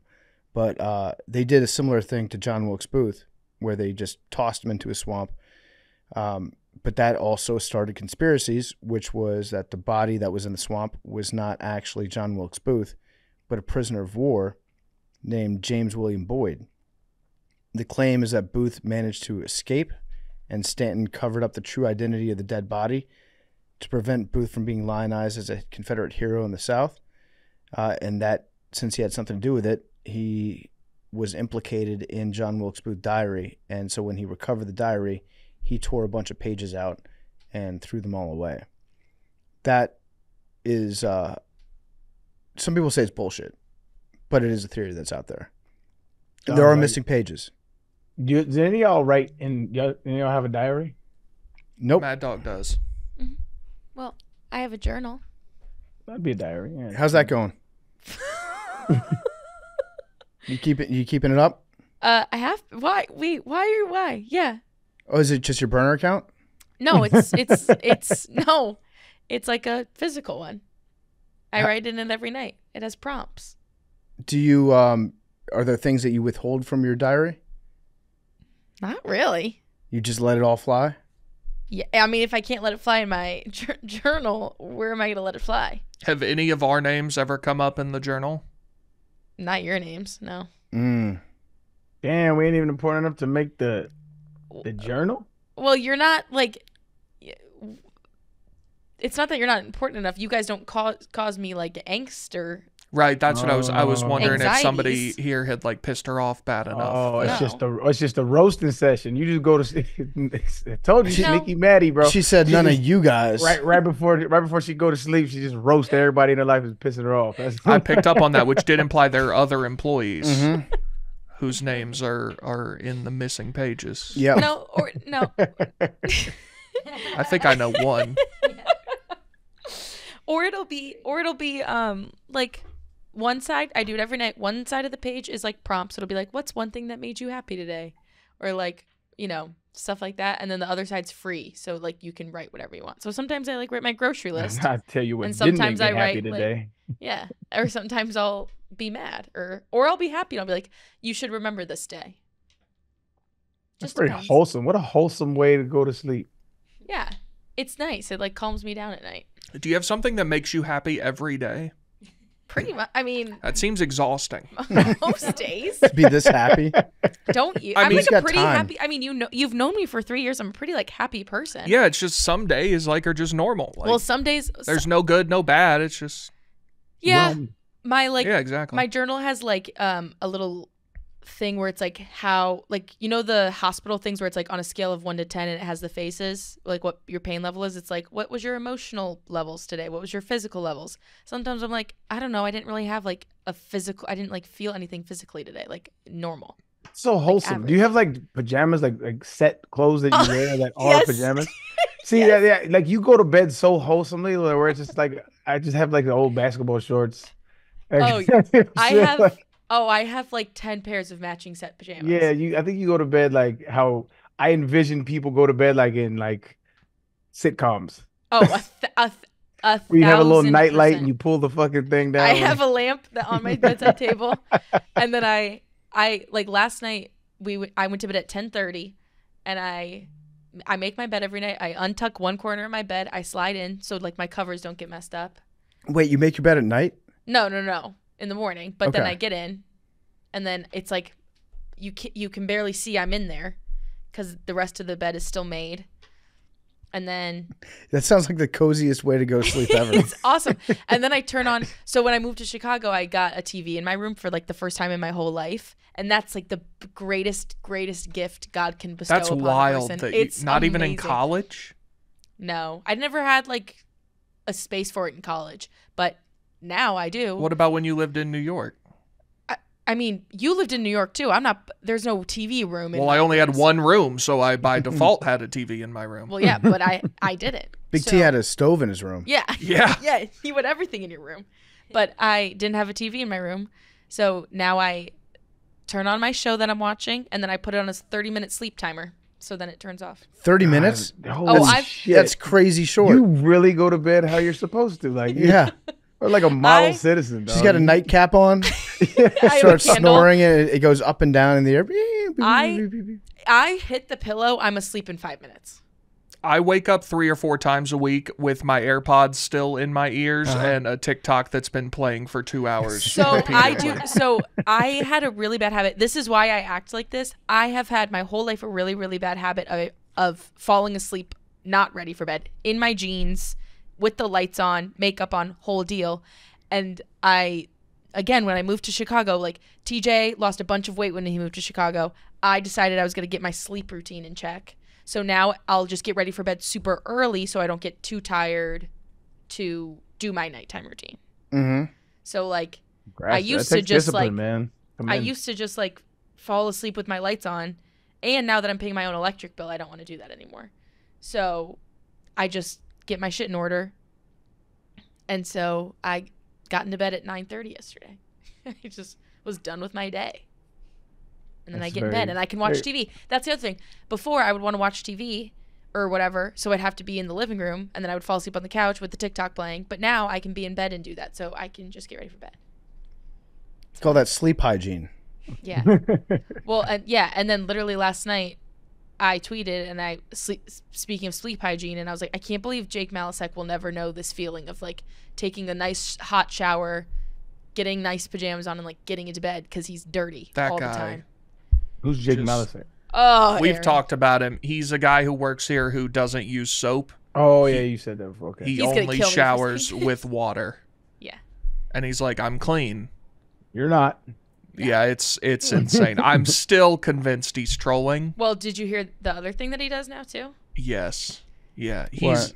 His other thing is Jake is gonna kill us for saying this, but He said it. true. Jake's other thing is that sometimes he said he'll poop before he gets in the shower, which, okay, Normal. yeah. Then he won't wipe his ass No. and then just get in the shower, No.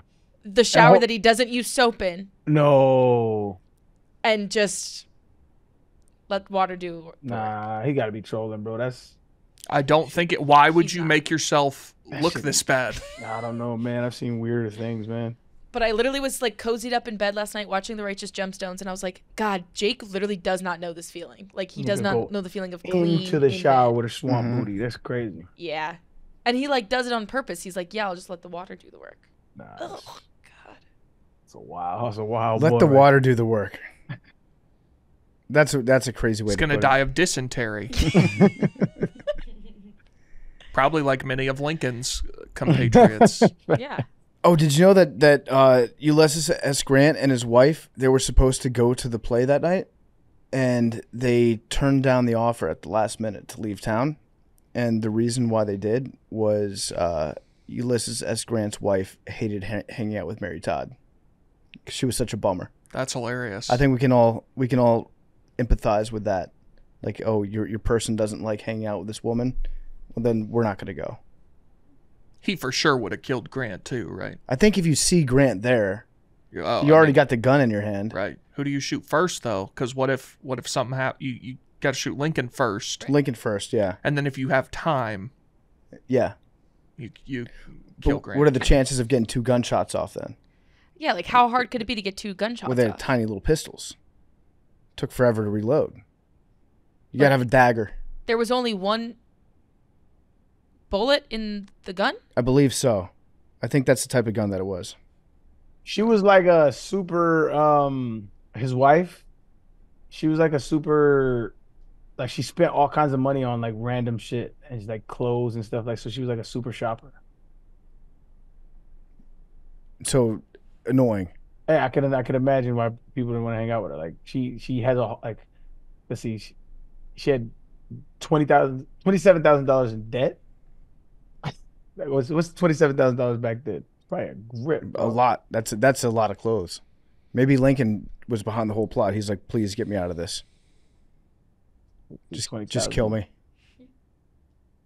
It was around $1 million. She had $1 million worth of debt for buying clothes? Yeah, good. Buying clothes and just extravagant shit. She had $1 million worth of debt, bro. That's crazy. That is nuts. So John Wilkes Booth spent a lot of time up in Montreal leading up to the assassination, met with the Confederate Secret Service up there. There was a bank transfer, I think, of $120,000 at the time, which is a fuckload of money. And it was taken out and allegedly passed to John Wilkes Booth, along with some encrypted messages saying, like, the time is now, things like that. Now is the right time to do this. So there's a lot of very, very heavy circumstantial evidence that points to, like, Jefferson Davis and the entire Confederate cause funding and being behind the plot to kill Lincoln. But also John Wilkes Booth hated Lincoln. So nothing was ever proven in court that would say Jefferson Davis is directly responsible and told him to do this and commanded him to do this. But you can connect a lot of dots and see that there was involvement from the Confederacy directly to John Wilkes Booth that paid him off to do it. And because he was shot, we'll never know. Oh, damn. So what's the old thing that they always talk about, like Lincoln and Kennedy being like the secretaries were the same name, and Kennedy was riding in a Lincoln. Kennedy was, or no, it was Ford and Lincoln. No, because it was the assassin of Lincoln. He shot him in a theater, and then Ford's theater. It was something about Lincoln and Ford, and then was like discovered in a warehouse, and then Kennedy's assassin was discovered in a theater. They found Lee Harvey Oswald in a theater, and he assassinated him from a warehouse. Although Wilkes Booth was found in a tobacco barn, which is, I guess you could call it a warehouse, but for tobacco, but it's a barn. Okay, so yeah, it is Lincoln and Kennedy. Both presidents were elected to Congress in 46 and to the presidency in 60. Both assassins were born in 39 and were known by 3 names composed of 15 letters. Booth ran from a theater and was caught in a warehouse. Oswald ran from a warehouse and was caught in a theater. The assassins were both from the South. Both of the president's successors were Democrats named Johnson with 6-letter first names, born in 08. Both Lincoln and Kennedy were partially concerned with civil rights and made their views. That one's nonsense. Both presidents were shot in the head on a Friday in the presence of their wives. Lincoln had a secretary named Kennedy who told him not to go to Ford's theater. Kennedy had a secretary named Evelyn Lincoln, and she warned him not to go to Dallas. That's crazy. Both Oswald and Booth were killed before they could be put on trial. Makes you think. That's pretty crazy. Coincidence? We live in a simulation, man, and whoever's programming this bitch is just having fun. Yeah. Some deep shit in the codes. All right, anything else? Anything else we want to talk about with Lincoln? Was he gay? Oh. Could have been gay. Was he? There's rumors. He just ran some trains. Lincoln's funeral train was actually just a big orgy. This is what Abe would have wanted. Did that happen back then? What, trains? Yeah. Sure. Yeah. I'm sure way crazier shit happened back then. There's no real way you can get caught unless somebody tell. Ain't no video at evidence. that point, it's your word against mine, I guess. Yeah. I always think about that. Maybe I said it on the show before, but it's like back in those days, like there's no real way of knowing like whose lineage is who. There was no blood test, no DNA. So it's like a lot of people who you thought was your people could not have been. when did we start talking like idiots? What you mean? Like, I always think of, the 1700s and any time before that, maybe a lot of the 1800s, people using very colorful, flowery language. They spoke like properly. And then, I don't think that's the case though. Like a conversation, a casual conversation at a bar was not as poetic and as, well thought out as a lot of the literature that came out of those eras. You're probably right. I think they were just regular people, bro. Like a attractive woman walks into a bar in like the 1800s and a guy isn't like drunk off his ass and he's like, "My dearest, you remind me of a springtime lilac." Like they're probably like, "Oh, goddamn." They're probably more like that cartoon wolf that kept like tapping his foot. That's what I said. It was probably worse, actually. My foe approached me at a local diner and I don't think they talked like that. And we exchanged fisticuffs. Yeah. Fisticuffs. Okay, so that was the assassination of Abraham Lincoln. And also there's another conspiracy that the vice president at the time, Andrew Johnson, had something to do with it because he was a real prick. And he hated all of Lincoln's policies. That he was like doing some back channel deals trying to get Abe killed. Hence, the would-be assassin got too drunk. Isn't that convenient? The two presidents from Tennessee, not well liked. No. You're talking about both Andrew Jays. Yeah. So Andrew Jackson. There were also rumors that he might have been part black. Really? Yeah. Old Hickory. Yep. Shout out. Yeah. Interesting. Generally, I think if you look at most lists, he's like 46th. Yeah. Who was the guy that died in like 20 days? Harrison, right? Was it Bill Henry? I think it was old Bill H. Yeah. Yeah, I'm not sure. He threw such a party at his inauguration that he got fucking hammered. He was standing out in the rain, and then he died of like pneumonia. Tough. A month later. All right, so that does it for the assassination of Abraham Lincoln by John Wilkes Booth. Shouldn't have done that. Shouldn't have done it. Use your vote instead, John Wilkes Booth. Speak at the ballot box. Yeah. Rock the vote, John Wilkes Booth. Yeah, absolutely. Participate in democracy, okay? One person's temper does not supersede everyone else's right to show up in November and cast your ballot, or to not do so. That is your American right. All right, so that does it for Macrodosing. We'll see you guys on Tuesday of next week. And if you're in San Diego, we'll see you tonight. Yes, Arian. Yeah, watch Really hope you don't skip this pitch. By the time you see this, I will be warm, or hear this, I could be warming up by throwing a fucking heater in San Diego, Petco Park. It's going to be renowned, one of the world's greatest first pitches thrown out, or the worst, depending on how much I have been drinking. So we're going to see. I hope this goes poorly. After all this shit talking. All right, we'll see you guys. Love you guys.